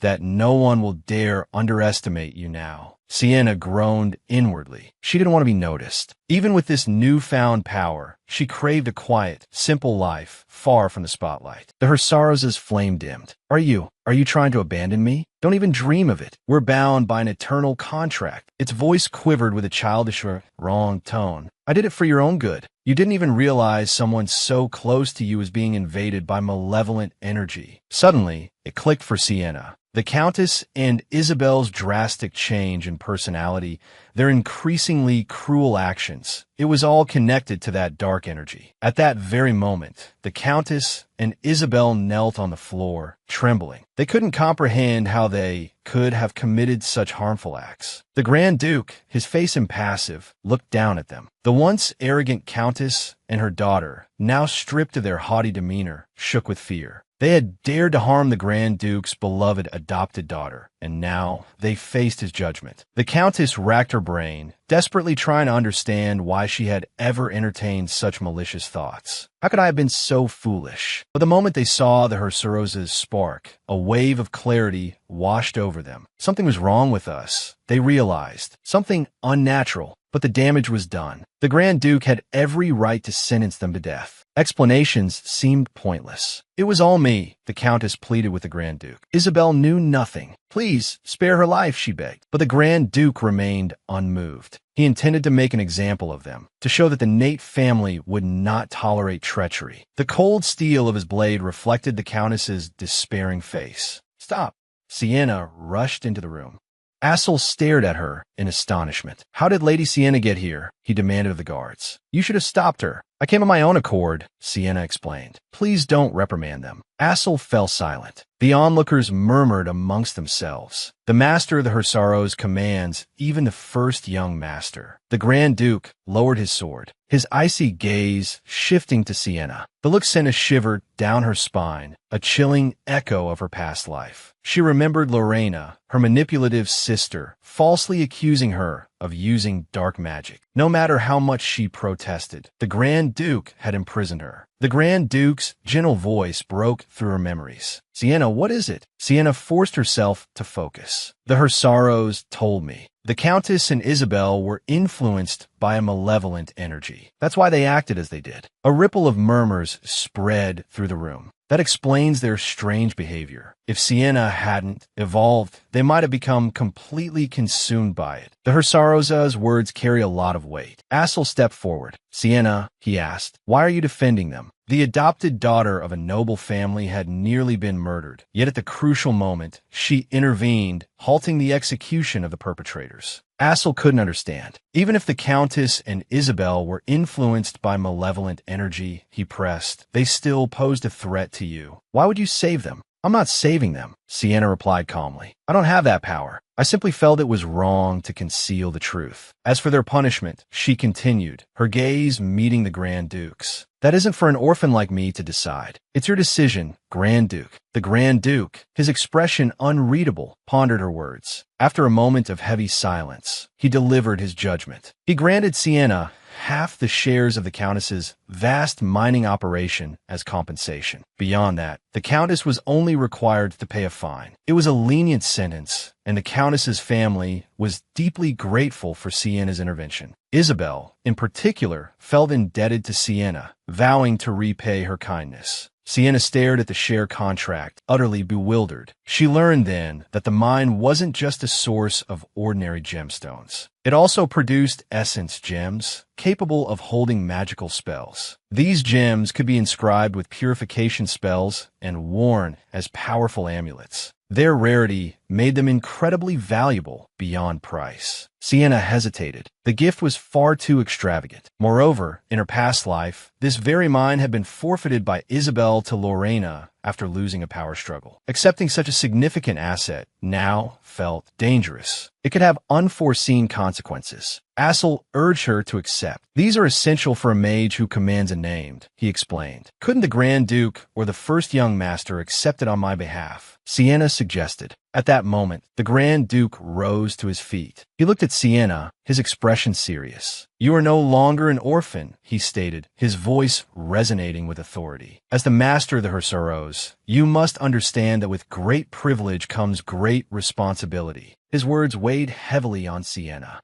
However, Sienna, the Grand Duke continued, surprising her with his next words, if, even with all this, you still wish to relinquish that responsibility, you may. You are free to live as you choose, he declared. You needn't concern yourself with the opinions of others. The freedom Nate promises you, not even I can infringe upon. So, from now on, he concluded, his voice softening slightly, do not refer to yourself as an orphan. Nate will always stand behind you. Sienna was stunned. She couldn't believe the Grand Duke had said such things. Both he and Assel looked at her with genuine sincerity, and was that a flicker of pity in their eyes? A wave of disorientation washed over Sienna. The events of her past life hadn't happened in this one. It was as if she alone was trapped by those memories. Could she truly forget that agonizing pain? Could she simply start over? No, not without an apology, not without repentance. She couldn't forgive so easily. She would rather carry the weight of those memories for the rest of her life. While the Countess's family had made amends, the matter wasn't closed. Deborah had discovered a vial of potent poison capable of temporarily neutralizing magic. Its origins were unknown. The source of the malevolent energy that had afflicted the Countess and Isabel was also a mystery. A thorough investigation was necessary. Late that night, Michael found himself in a familiar room. Before him, a grown man paced anxiously, muttering curses under his breath. So arrogant. I can't stand the sight of him. I don't understand why father brought that child into the house. Michael sat frozen in his chair, unable to move. Who was he talking about? He wondered. The man turned, and Michael gasped. It was himself. The boy jolted awake, heart pounding. He had just dreamt of his future self. Cold sweat slicked his skin. Who was that person I loathed so much in my dream? He wondered. And who was that girl, the one I glimpsed for just a moment? Seth congratulated Sienna on becoming a healer and thanked her for bringing early spring to the estate. Although he hadn't witnessed the event himself, he was overjoyed to receive the blessing. Seth watched Sienna with a mixture of pride and relief. He also silently admired the Grand Duke's foresight. Previously, there had been suggestions to hold a celebratory banquet and publicly announce Sienna's status as a healer. But the Grand Duke had chosen to keep it a secret, citing Sienna's unfamiliarity with her new life as a Nate and forbidding any outsiders from contacting her directly. This caused quite a stir among the nobles who had hoped to ingratiate themselves with the newly powerful healer. The Grand Duke's obvious favoritism towards Sienna left them scrambling. How were they supposed to curry favor now? However, they were nothing if not resourceful. Mountains of toys, encrusted with jewels and gold, along with stacks of books, began arriving at the estate, all gifts for Sienna. The Grand Duke, however, ordered them all returned. At the time, Seth hadn't understood. But now, seeing the genuine joy on Sienna's face, he realized the Grand Duke's wisdom. Becoming a healer meant Sienna would be obligated to attend the military academy at the age of 14. With this in mind, Seth had begun Sienna's basic education, something she had been eagerly anticipating. She was practically vibrating with excitement, poised with her notebook and quill, ready to take copious notes. Seth explained various aspects of being a healer, and seeing her attentiveness, decided against assigning homework for the day. To his surprise, Sienna looked disappointed. "But I enjoy homework," she admitted shyly. Seth blinked. This was the first time a student had ever uttered those words to him. His long and arduous teaching career had begun after a regrettable incident where the first young master, Assel, had caught him in a compromising position, forcing him to tutor the younger Michael. Until now, his teaching life had been a bleak and wearying affair. Finally, a ray of sunshine had pierced the gloom. The studious, angelic Miss Sienna. One was touched by the student's diligence, the other captivated by the teacher's engaging and humorous style. It was a harmonious student-teacher relationship, a heartwarming sight to behold. "Go ahead, Miss Sienna," Seth encouraged, a twinkle in his eye. "What kind of homework would you like?" "As long as it's assigned by me," he added with a grin. "Any homework is acceptable." Michael entered the room at that precise moment, taking in the scene.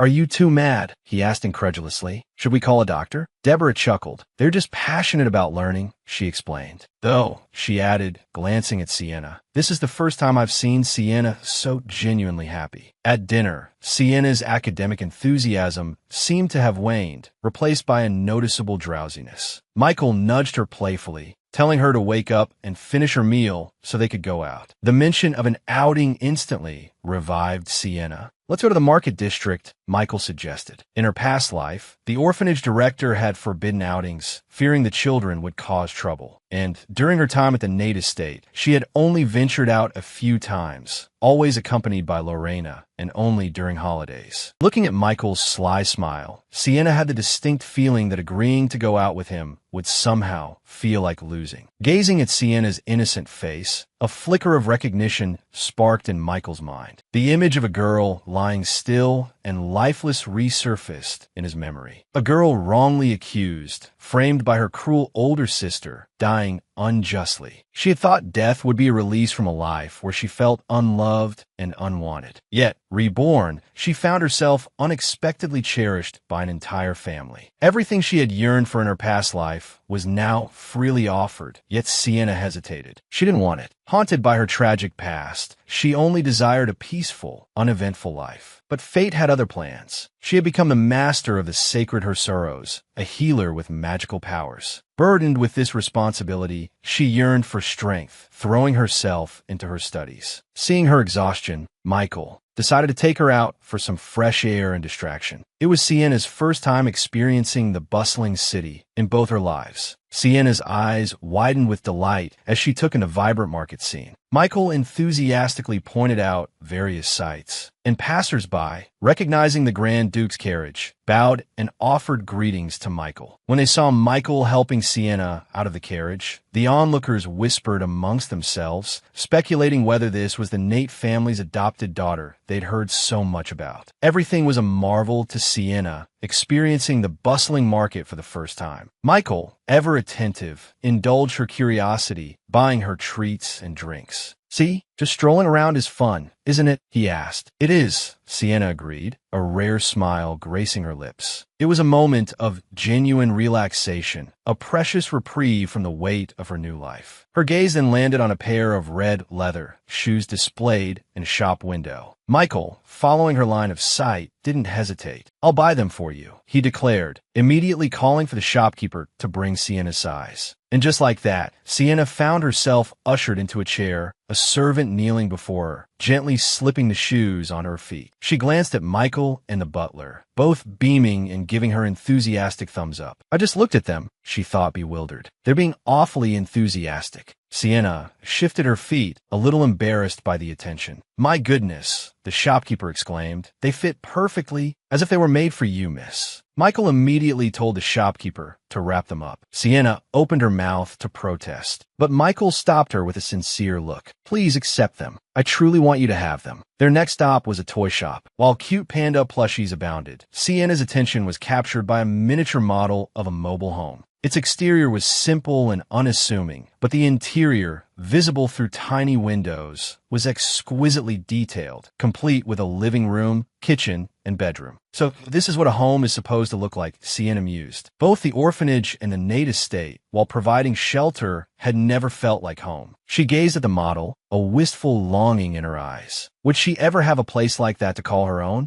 Suddenly, her sorrows appeared, flitting around the miniature house, seemingly inspecting it with great interest. I adore this little house, the wisp declared. It perfectly suits my elegant sensibilities. Upon hearing her sorrows' enthusiastic approval, Michael, once again, promptly purchased the model. Sienna, puzzled, wondered aloud. Does a little flame like you even need a house? Not to live in, her sorrows replied, but to simply possess. Just as you, Sienna, wish for a home that is more than just a place to reside. Sienna was taken aback. After a flurry of activity, her sorrows clapped its tiny hands, inviting Sienna to step inside the miniature house. Before Sienna could react, a powerful force pulled her into the model. Welcome to my home, a voice echoed. Sienna's eyes widened as she stared at the unfamiliar red-haired man standing before her. Are you? Her sorrows, she stammered. The cute little flame had transformed into a strikingly handsome man with fiery red hair. Sienna instantly recognized him as the sacred artifact, her sorrows. You're quick on the uptake, I'll give you that, her sorrows said with a smirk. Sienna looked around, noticing the space resembled the miniature house, but realized her sorrows had used magic to expand the space within, creating a tangible home from the model. Then why did you need me to buy the model? Sienna asked, confused. Because you destroyed my house, her sorrows exclaimed dramatically. I needed a new residence. Sienna was speechless. He had destroyed the necklace himself. Her sorrows chuckled, his eyes twinkling. If you hadn't left without permission, I wouldn't have needed to break that gem, now would I? Sienna was about to argue, but her sorrows turned serious. Do you know you're a child of evolution? He asked. You mean a healer? Sienna replied. Yes, her sorrows continued. But do you realize you've been evolving this estate without even awakening your domain? Sienna stared at him, bewildered. Her sorrows explained that a child of evolution with her level of power could unconsciously evolve their surroundings as naturally as breathing. Suddenly, Sienna's constant drowsiness since arriving at the Grand Duke's estate made sense. It was the result of her unintentional, continuous evolution. However, her sorrows added, his voice grave, this estate has been steeped in a malevolent energy for far too long. Sienna's power isn't enough to fully purify this place. Her sorrows continued. The fact that she collapsed after the last cleansing is proof her body can't handle it. So I have to leave? Sienna asked, a flicker of fear in her eyes. It's not that simple, her sorrows replied. This is already your domain. Her sorrows inquired whether Sienna had been born at the estate. Her negative response puzzled him. The connection you have to this place is incredibly strong, he mused, as if you lived and died here for a decade. Are you worried about me? Sienna asked, a hint of amusement in her voice. Of course, I'm worried about you, her sorrows exclaimed. He suddenly leaned closer, his fiery eyes intense. You're the only master I've chosen in 2,000 years. I just didn't expect you to be so dense. To prevent my clumsy, yet adorable little master from dying due to evolution, her sorrows declared, taking Sienna's hand in his. I have a lot to do.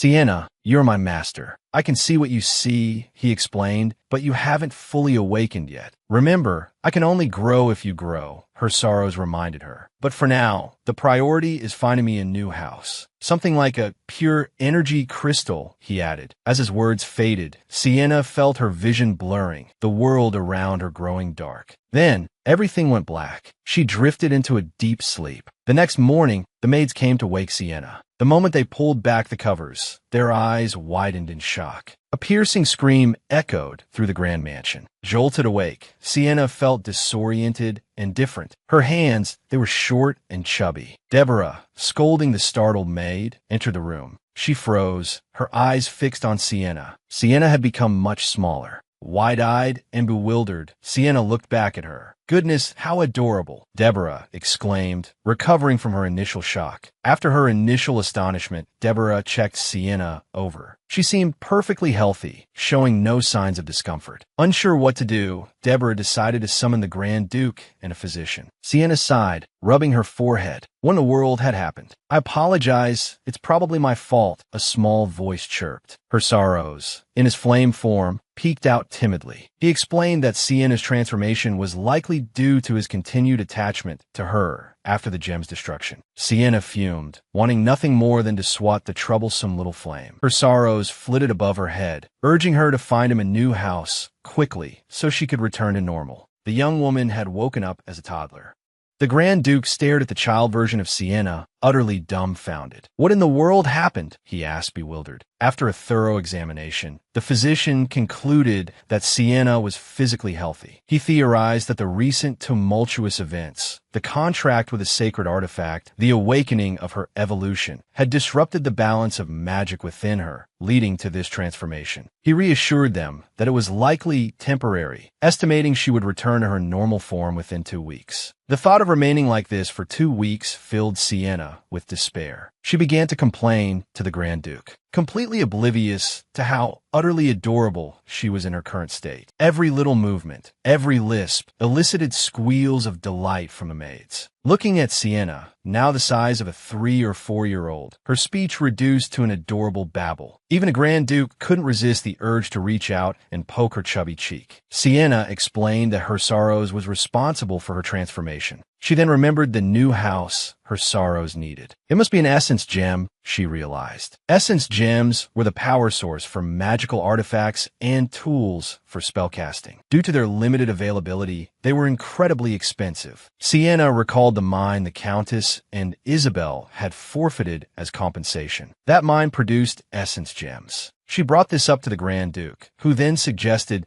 they move to a quieter location to discuss the matter further. Sienna clambered down from the bed, her tiny form eliciting another chorus of oohs and ahs from the maids. The Grand Duke strode ahead, Sienna struggling to keep up. Her long gown, now far too big, hampered her tiny legs, leaving her panting in his wake. The butler discreetly coughed, drawing the Grand Duke's attention to the small child trailing behind him. "Your Grace, I apologize. Please, go ahead. I'll catch up," Sienna huffed, surprised when the man stopped and turned back towards her. She worried he was annoyed, just as he reached down as if to pick her up. Deborah appeared. "I'm so sorry to take up your time. Your Grace," she said smoothly, scooping Sienna into her arms. "Don't worry, I'll carry the young miss." A flicker of awkwardness crossed the Grand Duke's face. He stiffly withdrew his hand and turned away. Sienna watched him go, puzzled. He looks a little sad, she thought. Did my eyes get worse when I became smaller? She wondered. The butler sighed internally. He's a father of 2, yet he's still so awkward with children, he mused. After Sienna explained her Sorosa's needs, the Grand Duke gestured, and a servant presented a small bag. Inside, it overflowed with essence gems. Sienna gasped. A single gem, the size of a coin, could buy a house in the capital. How much is all of this worth? She wondered aloud. Even though you now own shares in the mine, you won't receive the gems immediately. So, take these for now. When a sacred artifact is attached to a gem, it becomes a soul stone, the Grand Duke explained. A named weapon is simply a weapon embedded with a soul stone. So, besides the gem, her sorrows also needs a weapon. Staring at the glittering pile, Sienna ventured, I can just choose one from here, right? The Grand Duke's expression shifted. What do you mean by that? He asked. Sienna was confused. Wasn't he offering me one? She thought. Does he want me to pay? Clutching the priceless gems, she asked the Grand Duke if he could gift her one. His expression changed again. What do you mean, one? One isn't enough. Take the whole bag, he declared. Sienna breathed a sigh of relief. Surely, I don't need this many, she thought. You never know. It's best to be prepared, the Grand Duke replied. Sienna was stunned by his generosity. To give away such precious gems so readily. The Nate family truly lived up to their reputation as founding heroes. As one of the 3 guardian families of the empire, their accumulated wealth was enough to last generations. The Grand Duke invited Sienna to visit the treasury once she returned to her normal form, to choose a treasure worthy of holding an essence gem. Sienna's first instinct was to refuse, but then she remembered her ongoing purification efforts for the Grand Duchess. I might as well accept everything they offer, she reasoned. I'll need money if I want to live independently someday. Why make things difficult for myself? I'll just take it all. Observing Sienna's lack of protest, the Grand Duke sensed a change in her. She usually seems so reserved and serious. Is it because she's younger now? He wondered. She seems so innocently sweet. He felt a newfound closeness to her. The weekend arrived, and Assel returned from the military academy. The Grand Duke found it remarkable that his son had come home 3 weeks in a row. Everyone knew the reason for Assel's frequent visits. A servant helpfully informed him. Miss Sienna is currently studying in a library. Assel paused, clearing his throat to mask his sudden nervousness. Did he just panic? Another servant whispered. I'm not sure, but I know he's going to see Miss Sienna. Assel reached the library door, and the memory of the wilted rose beneath the desk pricked at him. The rose he had given Sienna. Would it still be discarded there? He wondered. But the library was empty. Sienna wasn't there. A maid informed Assel that Sienna had just returned to her room. His gaze, however, was drawn to a bouquet of flowers by the window.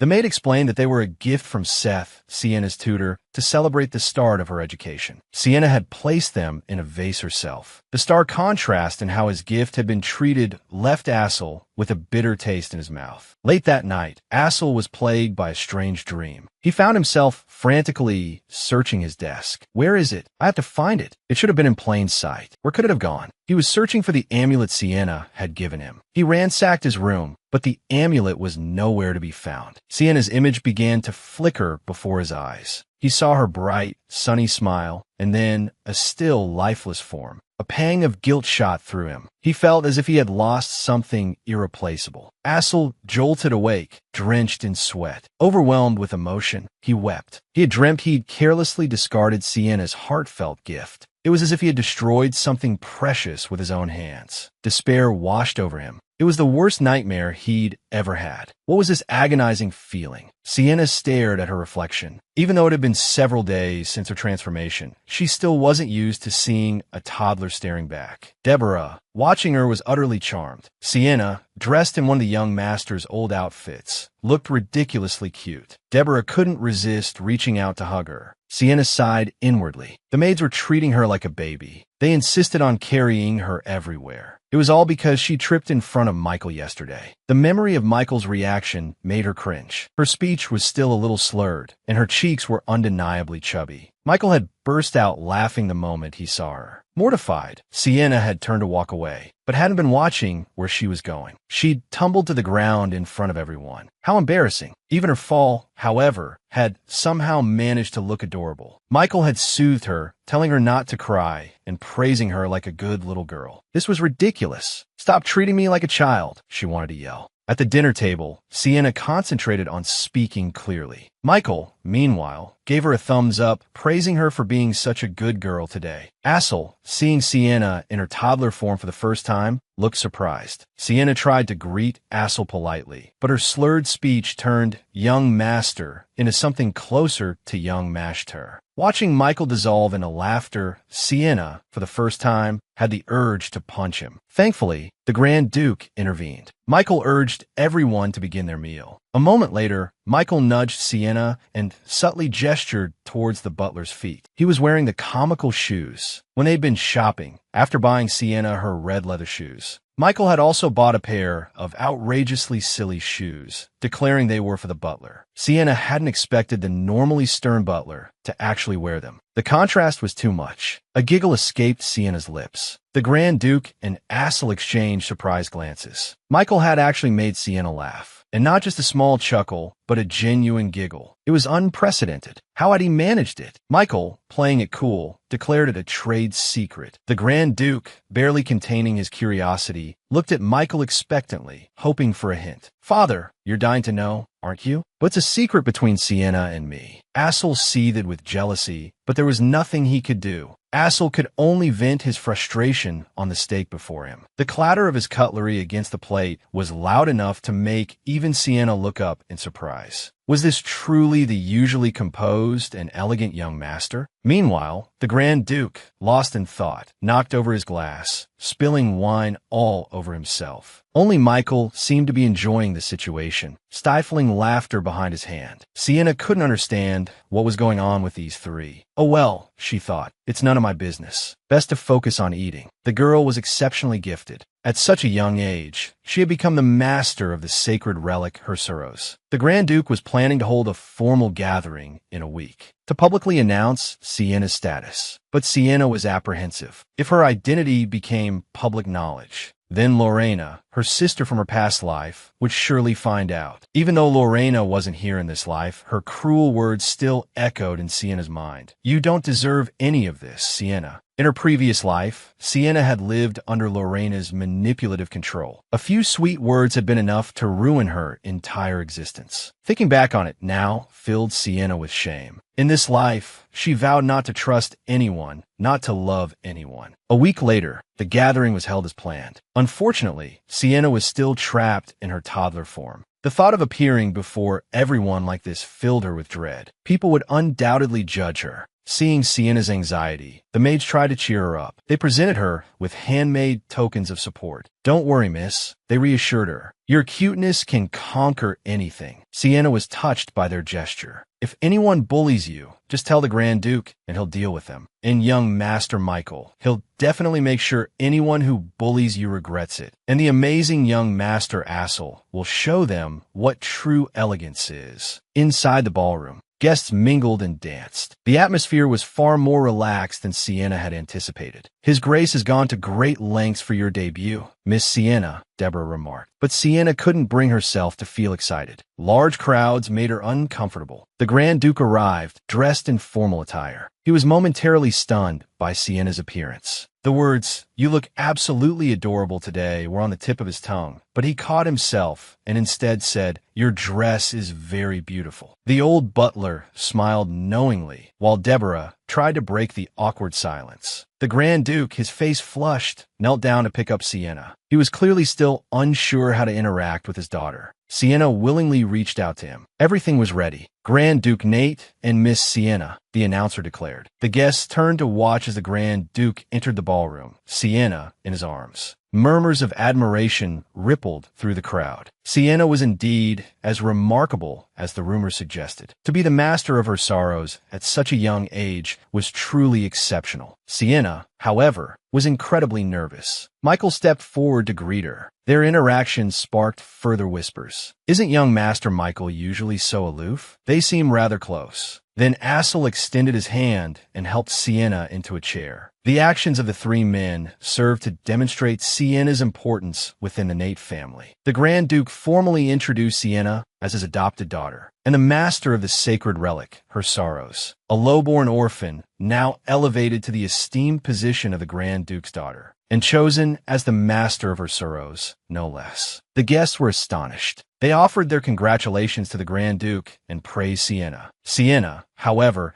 felt uncomfortable amidst the celebratory atmosphere. Having lived through a previous life, she knew all too well that behind the smiles and compliments lurked scorn, disdain, and mockery. A mere orphan daring to sit in that position. How shameless. Michael called out to Sienna, who was lost in thought. With an air of playful mystery, he led her away. Sienna gasped. Before her stood a mountain of gifts. These were all congratulatory presents for her. This, Michael explained, was the treatment befitting a child of the Nate family. He urged her to choose one to open. Sienna hesitated. "I'll choose this small one," she said, pointing to a modestly sized package. "You should pick the biggest one," Michael exclaimed. He scooped Sienna up and placed her in the embrace of an enormous teddy bear. "Goodness, Sienna, it's perfect for you," he declared. Who could have sent such a tasteful gift? His exaggerated wink made it clear it was from him. Suddenly, Michael took Sienna's hand and kissed it. "Congratulations, Princess of Nate," he murmured. The gesture sparked a wave of jealous glares from a group of nearby girls, while Michael simply grinned, seemingly oblivious. Sienna sighed inwardly. She had a feeling this was going to cause trouble. The next day, in the Grand Duke's garden, Sienna felt awkward as she watched the small groups of guests mingling. The Grand Duke and the others were attending a meeting, and Deborah had insisted Sienna stay and entertain the visitors. As a member of the Nate family, she had to make an appearance, but no one seemed to pay her any attention. She wished her sorrows could talk to her right now. Just then, a fan fluttered to the ground at her feet. "Oh dear, I've dropped my fan. Miss Sienna, could you please pick it up for me?" It was one of the girls who had glared at her the previous day, the one with green hair. She approached Sienna with an aggressive air, clearly looking for a confrontation. "Miss Sienna, we're asking you for a favor," she said pointedly. "You hear us, and yet you don't move. How rude." Sienna remembered how, in her past life, her sister, Lorena, always struck first when faced with jealousy and hostility. "Fine," Sienna thought. "I'll use my own power to fight back." With a subtle flick of her wrist, the fan on the ground twitched, then lifted into the air, flying straight towards the green-haired girl. The girl, caught off guard, stumbled and fell.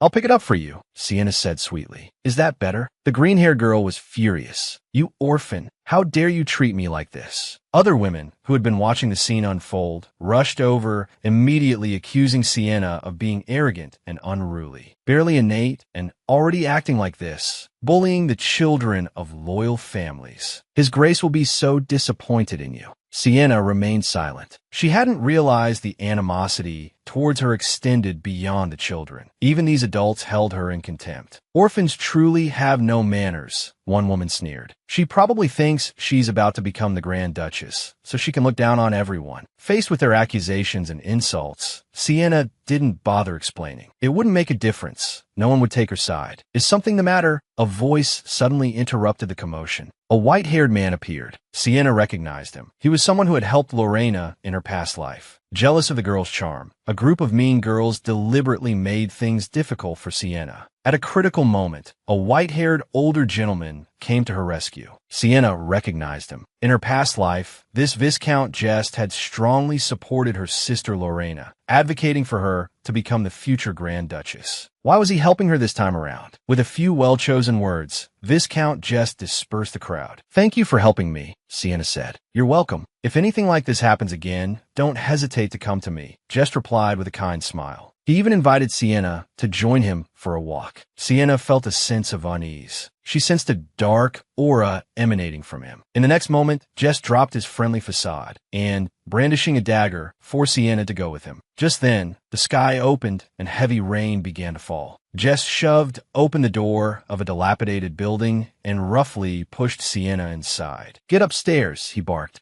Sienna stumbled, the impact jarring loose one of the essence gems from her pocket. A wave of anxiety washed over her. Her sorrows had been uncharacteristically silent all day. Could she escape this predicament alone? She was led to a small room. The moment the door creaked open, a putrid stench assaulted her nostrils. Jess' face was twisted into a grotesque smile. He flung Sienna into the center of the room. Sienna's eyes widened in horror. On the floor, a magic circle was drawn in what looked disturbingly like blood. Jess caressed the coffin, murmuring, "My angel, I will bring you back." The gruesome scene sent chills down Sienna's spine. Jess revealed his twisted plan. He intended to feed Sienna's blood to his daughter, believing it would transfer Sienna's magical power and resurrect her. Sienna was stunned. Transferring magic was never that simple. If drinking blood were enough, Lorena wouldn't have resorted to such elaborate measures to steal her power in her past life. Jess brandished his dagger, threatening Sienna's life if she didn't cooperate. Looking at the man's crazed expression, Sienna knew that even if she obeyed, she would likely be killed. Taking the initiative might be her only chance. With a sudden surge of defiance, she bit down hard on Jess' hand. Jess yelped in pain, shoving her aside. "You little brat, how dare you bite me? I'll drain every drop of blood from your body." "Now!" Sienna cried out, summoning her sorrows. Instantly, flames erupted around her, engulfing Jest. The man screamed in agony as he thrashed within the inferno. At that moment, Sienna's body began to change. In the blink of an eye, she was back in her teenage form. Run! Her sorrows urged.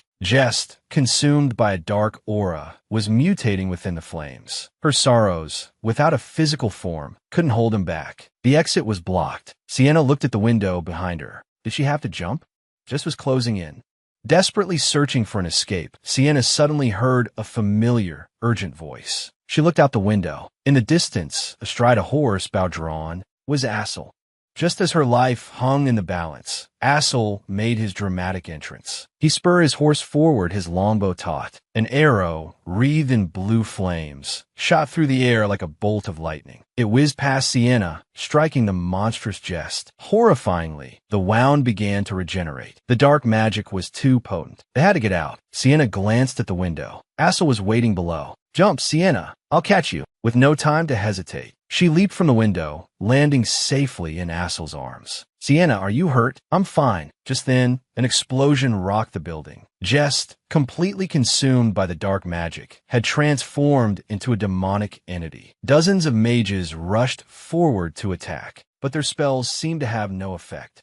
"The demonic energy is too strong," her sorrows explained. "Ordinary magic won't work. Only the power of naming can defeat him." Assel's naming, the invisible Thanatos, and Sienna's naming, the evolving her sorrows, combined would be enough. Their powers merged, becoming a blinding light that struck the demonic being. Finally, it vanished. The crowd erupted in cheers, relieved and awestruck. Assel and Sienna breathed a collective sigh of relief. On the way back to the Grand Duke's estate, Sienna replayed the recent events in her mind. Jest, a staunch supporter of her sister, Lorena, was dead, and his demise had occurred even before Lorena had officially entered the Grand Duke's household. Was it all just a coincidence? The Cradle of the Moon room, once Lorena's, was now hers. Her sorrows, destroyed by Lorena in her past life, was now by her side. The gem mine, which should have belonged to Lorena, was now hers as well. Even if she had intended to change everything in this life, such a complete reversal of fortune seemed improbable. What was really going on? In the Grand Duke's office, the adjutant presented the report on the kidnapping. Jest's demonic transformation had been alarmingly advanced. If Sienna hadn't ignited the purifying flames, a full-scale demonic incursion might have erupted. The Grand Duke, however, was puzzled. Why had Jest been overtaken by demonic energy so suddenly? According to the adjutant's investigation, Jest's daughter's remains had been found at the scene, preserved by a spell. It seemed he had been driven by the desire to revive her. But Jest himself possessed no magical ability. Someone else must have cast the preservation spell. The Grand Duke sensed something amiss. According to Sienna's account, Jest had intended to sacrifice her to bring his daughter back. But was this truly a delusion brought on by demonic influence, or was someone else coveting Sienna's power? The Grand Duke ordered the adjutant to seal off the scene and dispatch his raven messengers. This matter had to be thoroughly investigated. Ever since Sienna's near-death experience, her sorrows had been consumed with worry. To improve Sienna's chances of survival in future emergencies, her sorrows decided to put her through special training. Special training? Isn't that a bit much? "If I die, you can just find another master," Sienna retorted flippantly. "What kind of talk is that?" The little flame kicked her, indignant. "You are the master I chose out of thousands. How many times do I have to tell you? You're so careless with your own life. Have you no consideration for my feelings?" Seeing her sorrows' hurt expression, Sienna realized her words had been too harsh. Her sorrows reiterated, "Besides you, I have no intention of having any other master." A memory from her past life flashed through Sienna's mind. She asked her sorrows, "Is there a way to destroy a naming?" "What did you say?" The small flame flared into a raging inferno. "You actually want to destroy me?" Sienna quickly explained. "That's not what I meant. Just listen to me. I've been reincarnated." After hearing Sienna's story, her sorrows began to understand. Sienna couldn't explain why it had happened, but in her past life, she hadn't been her sorrows' master. Moreover, her sorrows had been destroyed. The little flame pondered for a moment. "Are you sure I was destroyed? Is it possible I was stolen, replaced with a fake? Sienna thought it was a possibility. But why would Lorena do that? Even if Lorena hadn't done anything to her sorrows, she was still an exceptionally talented mage. Lorena possessed a rare healing ability. She had once extended the life of the dying emperor by a whole year, earning her widespread fame as a healing mage. Then, could it be that she stole me because she didn't want me to be your naming? Sienna wondered, but by then, my magic had already been taken. Could I still have become your master? Even so, I would have chosen you as my master. Sienna's heart skipped a beat. Even without magic, you would have chosen me? Her sorrows insisted on the special training. Constantly running and hiding won't bring you peace. To prevent Lorena from destroying you again, you must become stronger. Her sorrows nestled against Sienna's hand. Don't worry, you're not alone. Our naming is eternal. I will always be on your side, so your enemies are my enemies. I will always be with you.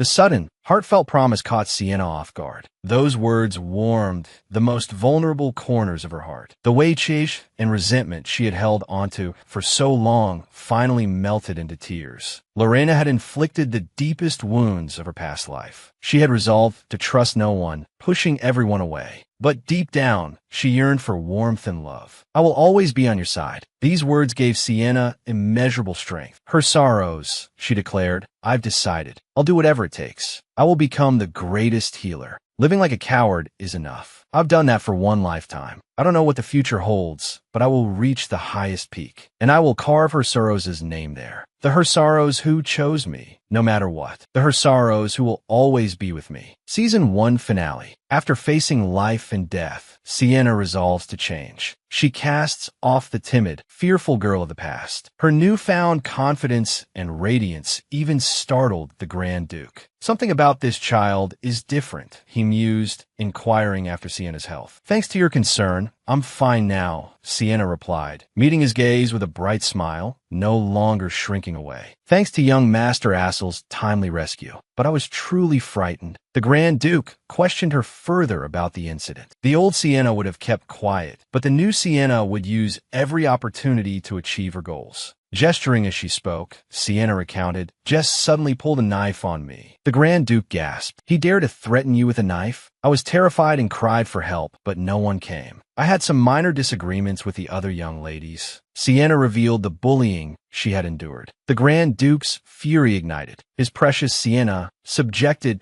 to such humiliation. Lady Dahlia, whom I assigned to look after you, what was she doing? She was busy socializing. She didn't notice me, Sienna replied, her voice laced with Even when I was threatened with a knife, she completely ignored me. The Grand Duke's heart ached. No one has the right to order you around. They dared to disregard my orders and disrespect you. Unforgivable. He decreed the stripping of Viscount Jest and Lady Dahlia's titles. Their families were to be exiled and all their assets seized. Furthermore, those who had bullied Sienna were forbidden from ever setting foot in the Grand Duke's estate again. The Grand Duke Nate was the center of power. His word was law. This effectively ostracized those families from the rest of the nobility. Those who had mocked Sienna for being a commoner were now commoners themselves. The irony was not lost on anyone. Whispers spread quickly. The nobility realized the extent of the Grand Duke's favor toward Sienna. No one dared to cross her again. They marveled at his judgment. An orphan, not only the master of a naming, but also a healer. Some even considered adopting orphans, hoping to replicate his luck. That day, her sorrows officially began Sienna's special training. She had been practicing accumulating magical power with Master Seth. Now, it was time to show the results. Sienna closed her eyes. She felt the magical energy swirling around the core of her heart, slowly gathering in her palm. A brilliant magical domain coalesced and took shape. This was the beginning, the first glimpse of a world, the nascent form of a vast domain. The world Sienna manifested with her magic for the very first time. On her first attempt, she had successfully manifested her own domain. The little flame was immensely pleased. As expected of the master, I so carefully chose. Under my brilliant tutelage, you're destined for greatness. He also urged Sienna to furnish him with a proper dwelling. Didn't I get you those essence gems? Her sorrows grumbled, deeply dissatisfied with the rough, uncut stones. Can a pile of raw materials in an empty space truly be called a home? Sienna advised him to be content and settle in. How can such cold, heartless words come from your 36-degree mouth? She teased. It's all my fault for being so foolish. Her sorrows sulked, dramatically drifting into the small house's cabinet to wallow in self-pity. I chose the wrong master. Exasperated, Sienna relented. Lord her sorrows, I apologize. I was just joking. Earlier, to appease Sienna, the Grand Duke had asked if she desired anything. Sienna requested access to the treasury to search for her sorrows' true form. To her surprise, the Grand Duke was incredibly generous, allowing her to take whatever she wished. Her sorrows, peeking out, preened. Now this is the master I approve of. The treasury held a vast collection of priceless treasures, legacies from prosperous eras, and ancient artifacts whose purpose remained a mystery. Michael reassured Sienna, explaining that they had previously purged the treasury of dangerous items, so it shouldn't be too perilous. That being said, he added, there might still be some dangerous things inside. Indeed, Michael continued, making a spooky face. There might even be scary magical beasts. The Grand Duke, observing their playful banter, intervened. Don't frighten her, Michael. The Grand Duke, intrigued by their closeness, inquired when they had become so friendly. Michael, beaming, boasted that he was the closest to Sienna in the entire household, even closer than Assel. Sienna's thoughts drifted. If there hadn't been misunderstandings in her past life, would Michael have been this kind to her then? The treasury's magic only permitted entry to direct descendants of the Nate family or those who had consumed a pomegranate. It also possessed the unique ability to guide individuals towards what they needed most. However, only one person could enter at a time. The Grand Duke reassured Sienna not to worry. The treasury would never harm someone recognized by the Nate, he assured her. Prepared, Sienna declared, I'll return safely. With that, she stepped alone into the dark doorway. In the pitch-black, unknown space, only a trail of glowing footprints illuminated her path, seemingly guiding her forward. Her sorrows urged her to be cautious, although he sensed no immediate danger. Suddenly, Sienna stopped, realizing she stood before Assel's room. Confused, she thought, how is this possible? I entered the treasury, yet I'm here.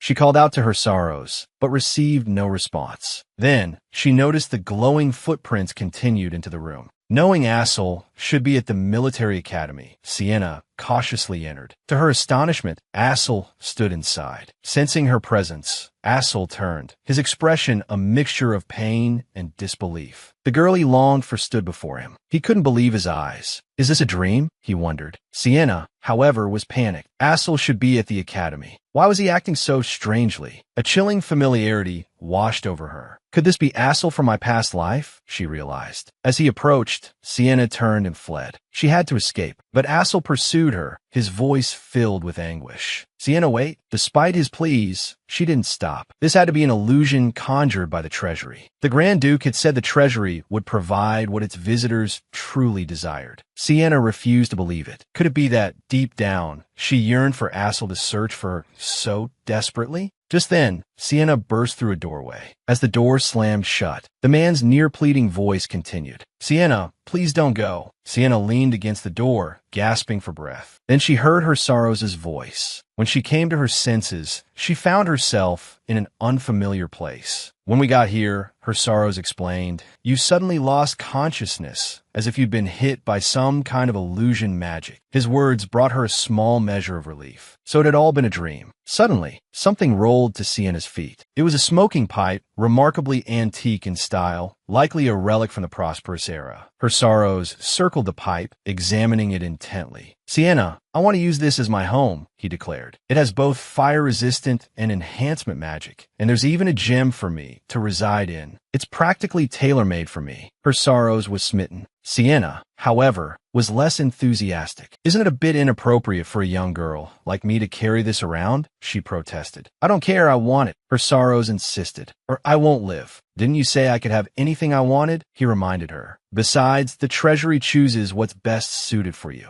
So this pipe is the best choice. Sienna sighed, resigned to her fate. She couldn't believe that, at such a young age, she'd be carrying around a smoking pipe. She took out an essence gem and placed it at the mouthpiece. After a flash of blinding light, the gem was perfectly embedded, seamlessly merging with the pipe. Sienna tested it, and with just a touch of magic, she summoned a powerful flame. The dissipating smoke even purified the surrounding air. Just then, another object fell at Sienna's feet. It was a signet ring. Her sorrows felt an inexplicable draw to the ring's aura and urged Sienna to take it as well. When Sienna emerged from the treasury, she found the Grand Duke and Michael waiting for her. They were surprised she'd returned in less than 10 minutes, while Sienna felt like she'd been inside for ages. Can ancient magic alter the flow of time? She wondered, seeing the pipe in Sienna's hand. Both the Grand Duke and Michael were taken aback. Sienna, do you remember how old you are? It was her sorrows who said he liked it, Sienna explained. His taste is certainly unique, Michael commented. Her sorrows bristled. That brat dares criticize my taste? Sienna, defend me. But the family continued to chat and laugh, leaving the little flame fuming. As soon as the tutor dismissed the class, Sienna eagerly began asking questions. Michael, impressed by her diligence, teased, "You just study all day long. Is learning really that interesting?" "Of course it is," Sienna exclaimed. "The more I learn, the more I know." Through learning, Sienna realized that in her past life, it wasn't just her magic that had been taken from her, but also the joy and opportunities of life. Since creating her own domain, Sienna had become engrossed in its vibrant world. Watching her domain expand, nurturing this world that belonged solely to her, filled her with immense joy. The multicolored world, shimmering with starlight, invigorated her every day. That day, Sienna returned to the orphanage. As soon as she stepped out of the carriage, she embraced Lisa warmly. Lisa, seeing the transformation in Sienna, was astonished. "You truly have the air of a noble lady now." Michael had accompanied Sienna on this visit. Lisa eagerly inquired about Sienna's well-being. "I'm doing very well," Sienna replied. "Everyone is kind to me. At least, they were until Lorena appeared." Sienna noted the changes in the orphanage since her last visit. The drafty windows were gone, and the place was much cleaner. Since Lisa had become the director, the living conditions had greatly improved. Michael, however, was incredulous. "This is considered much improved," he thought, taking in the cracked glass and dilapidated walls. The staircase creaked ominously underfoot, each step threatening to give way. The musty smell of decay permeated the air. Even when entertaining guests, the tea was a weak, grainy brew, and the biscuits, of dubious origin, were dark and hard. Food like this, Michael thought, wouldn't even be offered to the servants at the Nate estate. He struggled to imagine what it must have been like before. Lisa, recalling the previous director's tenure, shuddered. She was so miserly, she wouldn't even throw away onion skins. She'd boil them into a broth for the children, without even a pinch of seasoning. The taste was dreadful. "Now, at least, the children have decent meals," she continued, "and they're no longer constantly hungry." Occasionally, Lisa would even bake these cookies for the children, a treat Sienna had always longed for. A delicacy reserved only for the director and guests. Michael was stunned. The biscuits he found barely edible were a dreamed-of treat for these children. Watching Sienna's wistful smile, a pang of guilt struck him. What kind of life had Sienna endured? Lisa, filled with remorse for not having taken better care of her, sighed. "If only Sienna were still here," she lamented. "I could look after her properly, and she wouldn't have to suffer like she did before. I'm sure I would have been happy living in an orphanage run by you," Sienna said softly. "But Sienna," Lisa reminded her gently, "you're a Nate now. You won't be coming back here." Sienna was surprised by Michael's sharp intake of breath. Lisa quickly apologized. "I misspoke," she said. "Of course, Sienna belongs at the Grand Duke's estate." Michael, recovering from his initial shock, realized his outburst was unwarranted. He had visited commoner districts before and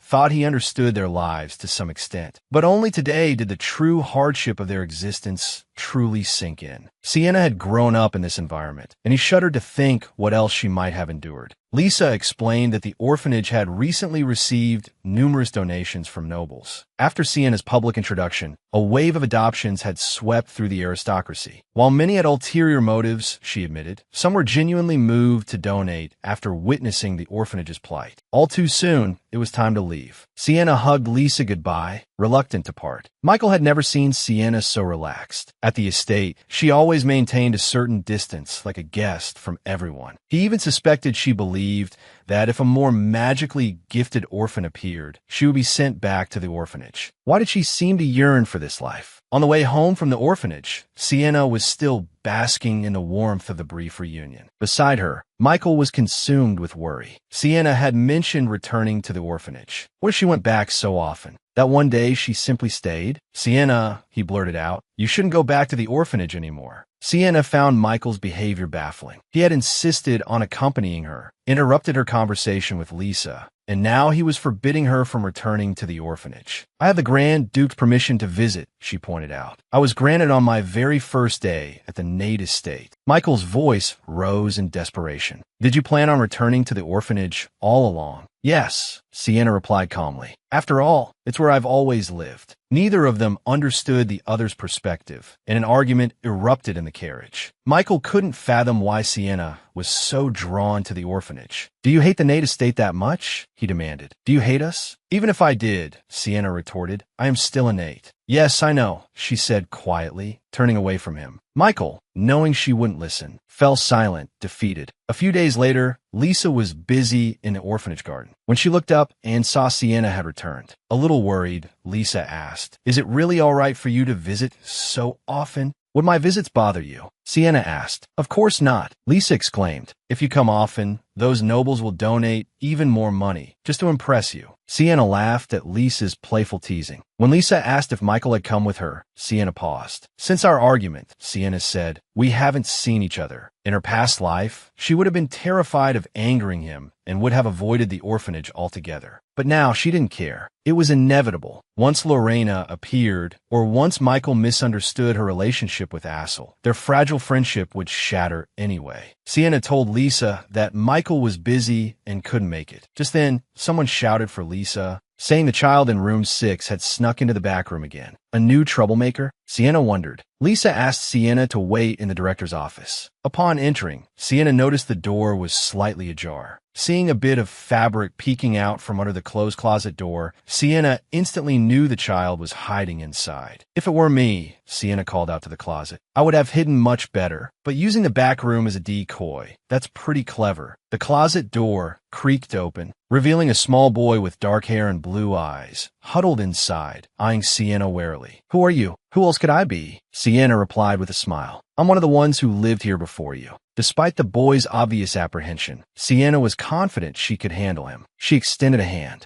Are you going to stay in there all day? Lisa, exhausted after searching the back room, returned to her office, only to find the boy she'd been looking for fast asleep in Sienna's lap. Lisa couldn't help but smile at the sight. This little one, she explained, was transferred from another orphanage. He's been so resistant, so closed off. I can't believe he's opened up to you. Sienna reassured Lisa that she had spoken to the boy, and he promised to behave. Soon, it was time for Sienna to leave, but the boy, now clinging tightly to her, begged her not to go, ignoring Lisa's attempts to coax him away. Sienna whispered something in his ear. The boy looked up at her. You promise? Of course, Sienna replied. But you have to keep your promise too. As Sienna was leaving, Lisa asked what she had said to the boy who had never been so obedient. I just told him I'd come back again. And what did he promise you? Before Sienna could answer, the boy suddenly appeared behind Lisa, bowing his head and apologizing. He then confessed to all the mischief he had caused.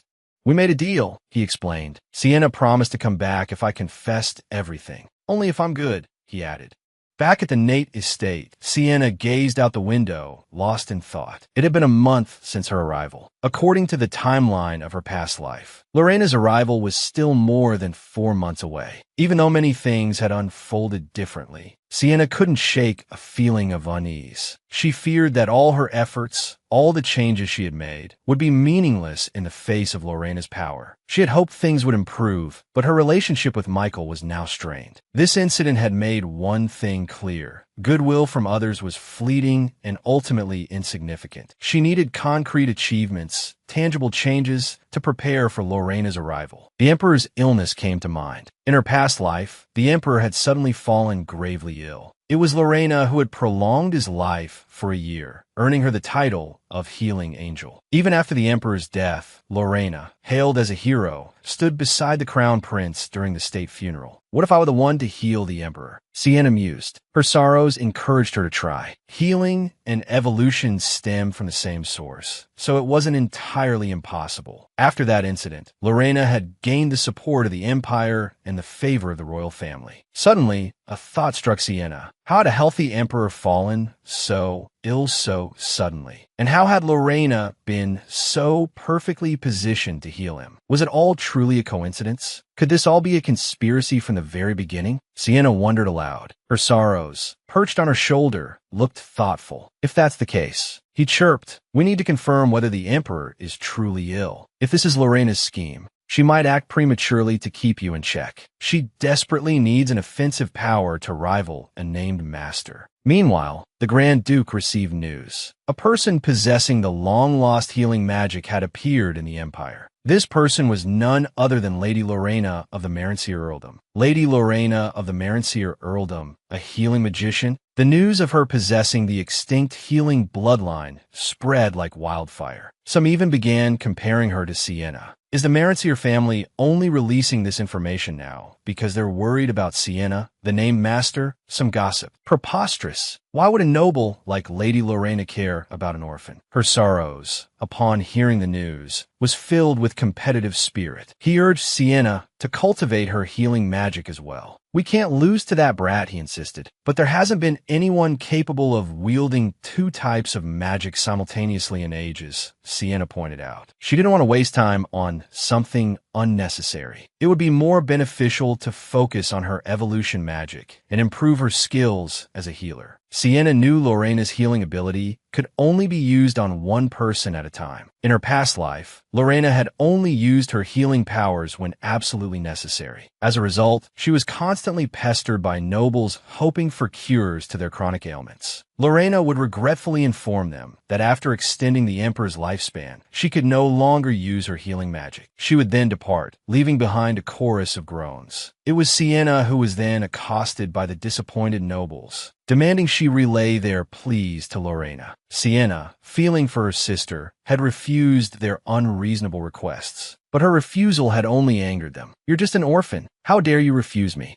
You think you're something special just because you spend time with Lady Lorena? You dare look down on us? Have you forgotten your place? They had even resorted to violence. If I had Lorena's healing abilities now, those people would be hounding me too, Sienna thought. She didn't want to be put in that position just for the sake of status. Being her sorrows' master was more than enough for her. Her sorrows, deeply touched by her unexpected sentiment, declared, forget that healing magic. You're my master, after all. But what about the Emperor's illness? Sienna pondered. If it's a conspiracy, it's best to resolve it before he even falls ill. But how can I even meet the Emperor? She worried. Her sorrows found her concern baffling. You're usually so clever. Why are you being silly now? He chirped. But don't worry, you're cute even when you're silly. Before Sienna could figure out how to meet the Emperor, the Grand Duke informed her that the Emperor had been wanting to meet her. The Grand Duke had declined the previous two requests, but this time there was no justifiable reason to refuse. It was then that Sienna realized, as a named master, being summoned by the Emperor was perfectly normal. She had been fretting over finding a way to meet him for nothing. How silly she had been. Upon hearing she was to be received by the Emperor, Sienna was ecstatic and eager to go. However, the Grand Duke's expression was troubled. He told Sienna not to force herself. She didn't have to go if she didn't want to. But Sienna didn't want to miss this opportunity. As a subject, it's my honor to meet His Majesty, she declared. The Grand Duke's face grew even more somber. Sienna assumed he was worried she would cause trouble in front of the Emperor. She assured him she would diligently study etiquette and wouldn't disgrace the Nate family. The Grand Duke's expression darkened further. Did this child not understand his hints? Very well, he finally said. Since you wish to go, I will send a reply to His Majesty. He watched Sienna's excitement with a heavy heart. Her sorrows couldn't stop giggling. My little master is so adorably clueless, he chirped. The Grand Duke is so obviously trying to stop her from going, and she hasn't even noticed. In the palace gardens, the Emperor admired the scenery. Duke Eurus approached to pay his respects. The Emperor waved a dismissive hand. Speak your piece and be gone, he commanded. Eurus presented the Grand Duke's reply.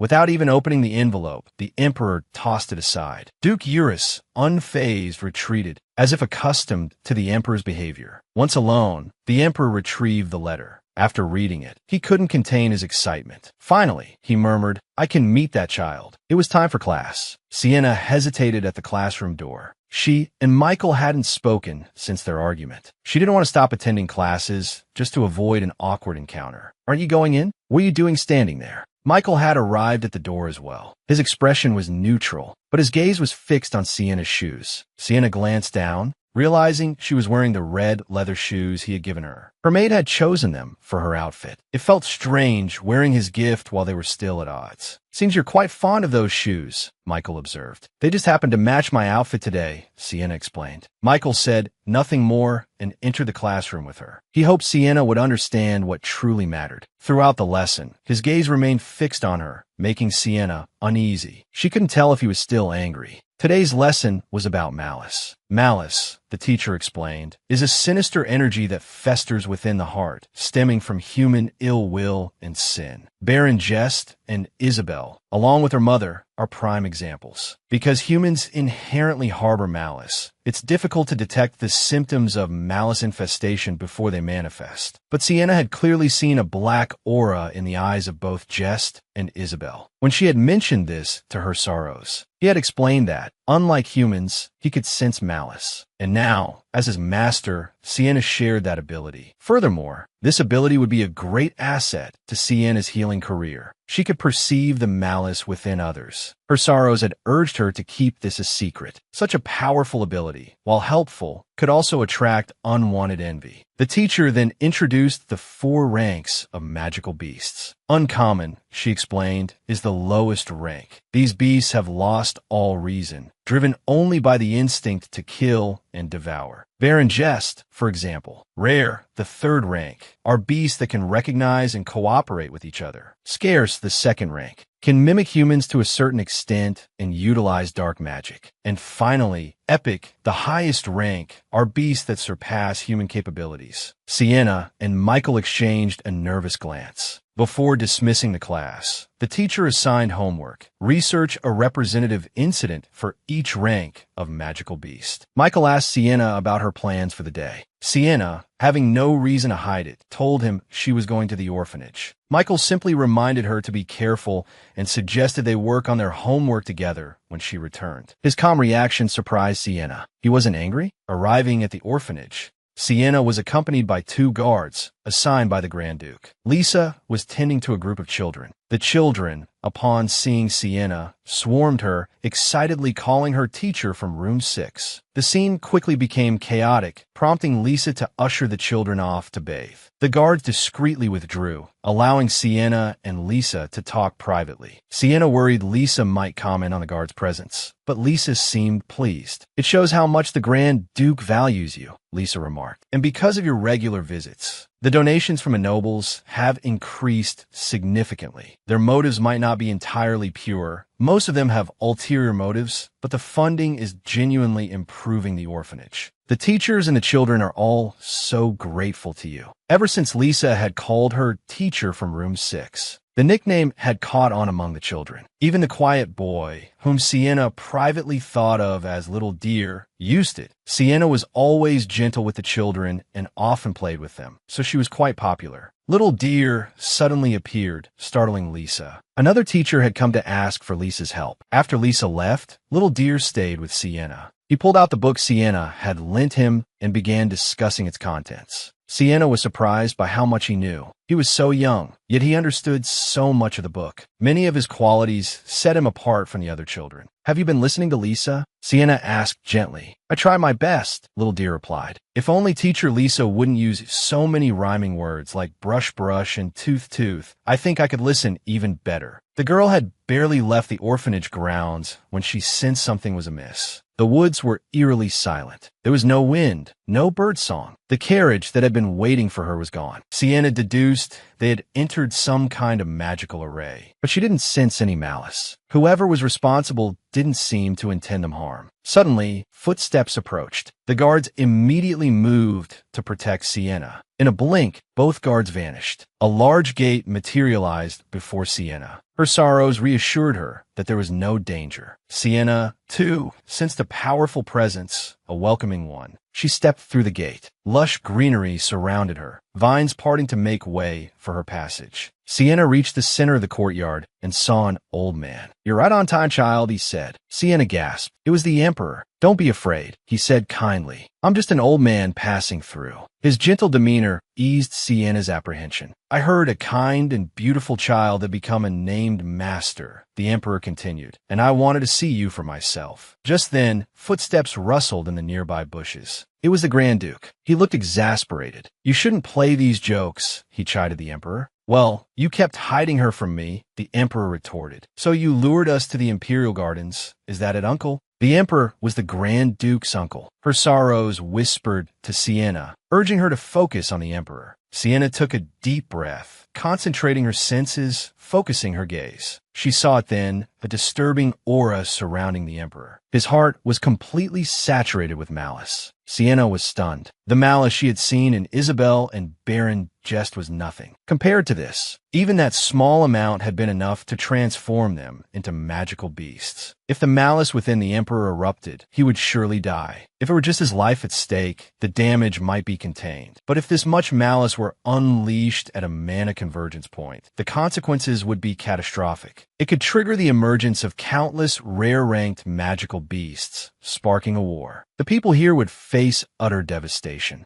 This level of malice couldn't have occurred naturally. It had to be deliberate. Sienna thought of Lorena. What had she done to the Emperor? Since her rebirth, Sienna had witnessed the changes in the Grand Duke and the others. She had secretly hoped that Lorena might have changed, that she wouldn't be the same as before. But this proved Lorena hadn't changed at all. Not only had she deceived Sienna, but she had also sacrificed the Emperor's life and deceived the entire empire. Sienna could barely contain her fury. This time, she had to stop Lorena's scheme. The Emperor's heart was consumed by malice, and it was all her wicked sister's doing. Sienna suspected the Emperor himself must have sensed it. After all, the Imperial family was the most powerful lineage of healers in the world, and this entire garden was the Emperor's domain. He must be using its purifying power to suppress the malice as much as possible. Because only healers could purify malice, Lorena's healing powers alone could only extend the Emperor's life by a year at most. An idea sparked in Sienna's mind. She would join forces with her sorrows to cure the Emperor. This way, Sienna wouldn't just be caught up in events. She would be directly confronting Lorena. The Emperor invited Sienna to try some sweets. The imperial sweets were indeed far more exquisite than the Grand Duchess's. In her past life, Sienna had only seen them among the gifts the imperial family sent to Lorena. Lorena would display the imperial gifts, sharing them with the nobles around her. Now, Sienna realized it was likely to show off the special treatment she received from the imperial family. Sienna took a bite of cake, but the taste wasn't particularly impressive. It seemed the real appeal was the prestige of the imperial name. Sienna's well-behaved manner charmed the Emperor. He couldn't understand how such a lovely child had been snatched away by the Grand Duke. He invited Sienna to stroll through the gardens with him. Sienna's heart leaped. This was the perfect opportunity to talk to the Emperor. But would it be rude to leave the Grand Duke alone? The Grand Duke reassured her, urging her to go. He's one of the best healers in the Empire. He'll teach you a lot. The two of them walked along a path through the trees. The Emperor asked Sienna if she had been startled by an old man's sudden appearance. "I hope you understand. Healers tend to attract a crowd. Because healers can purify malice, people feel refreshed in their presence." Sienna finally understood why everyone was so kind to her. Then, "Your Majesty, I'm a healer too," she blurted out. The Emperor's kindly expression shifted to one of scrutiny. "Did I reveal my identity to you?" Sienna froze. She hadn't met the Emperor in this life. How could she have called him Your Majesty? Thinking quickly, she said, "Because only His Majesty could speak so intimately with the Grand Duke." Sienna's quick wit dispelled the Emperor's suspicion. They reached a deeper part of the woods. But instead of lush vegetation, they found an area overgrown with weeds, a desolate sight. This garden was the emperor's domain, a world shaped by his imagination. The emperor looked at the weeds, his expression grave. Has this happened because you are ill? Sienna asked. Perhaps. Do you think I'm ill? Yes, Sienna replied, because there's something dark on your heart. The emperor was taken aback. Child, can you see it? His exclamation drew the Grand Duke's attention. Sienna explained to the emperor that because she shared a vision with her sorrows, she could see the malice. I see, the emperor murmured. Faced with the Grand Duke's questioning, he decided to stop hiding the truth. My child, he said, my time is running out. The emperor's sudden announcement that he was dying startled the Grand Duke. He pressed the emperor for an explanation. It turned out that not long ago, the emperor had collapsed while attending to state affairs. Although he was advanced in years, he had always been in good health. His sudden collapse had caused considerable alarm. The crown prince had even told the emperor that if his time was near, he should inform the empire beforehand. This surprised the emperor greatly. But after waking from his brief period of unconsciousness, the emperor felt no different. Even the imperial physician declared him to be in perfect health. The emperor assumed the matter was settled. However, he later discovered a startling amount of malice accumulating within him. He hadn't told anyone but the crown prince about this discovery. The Grand Duke looked at the emperor with concern. The emperor, however, was still in the mood to joke, inviting the Grand Duke to his coming-of-age ceremony, implying his funeral. The Grand Duke was utterly speechless, and the two began to bicker again. Sienna, who had been quietly listening, asked, Your Majesty, is the malice making you ill? The emperor, startled, remembered Sienna's presence. He softly asked her to keep this a secret, not to breathe a word to anyone. But Sienna replied, I can make the malice disappear. The emperor was relieved, but he knew his condition was severe, not something Sienna could handle alone. Even Sienna had never seen such a concentrated amount of malice before. And if the malice erupted where mana flowed, it would spawn countless magical beasts. That's why you chose to stay within your domain, Sienna realized. You don't want to hurt anyone. The emperor was astonished by Sienna's accurate assessment of the situation. You're right. Staying here is the best way to contain the malice. He turned to scold the Grand Duke. You always praise her intelligence, don't you? When introducing a child like this, of course you should use the word genius.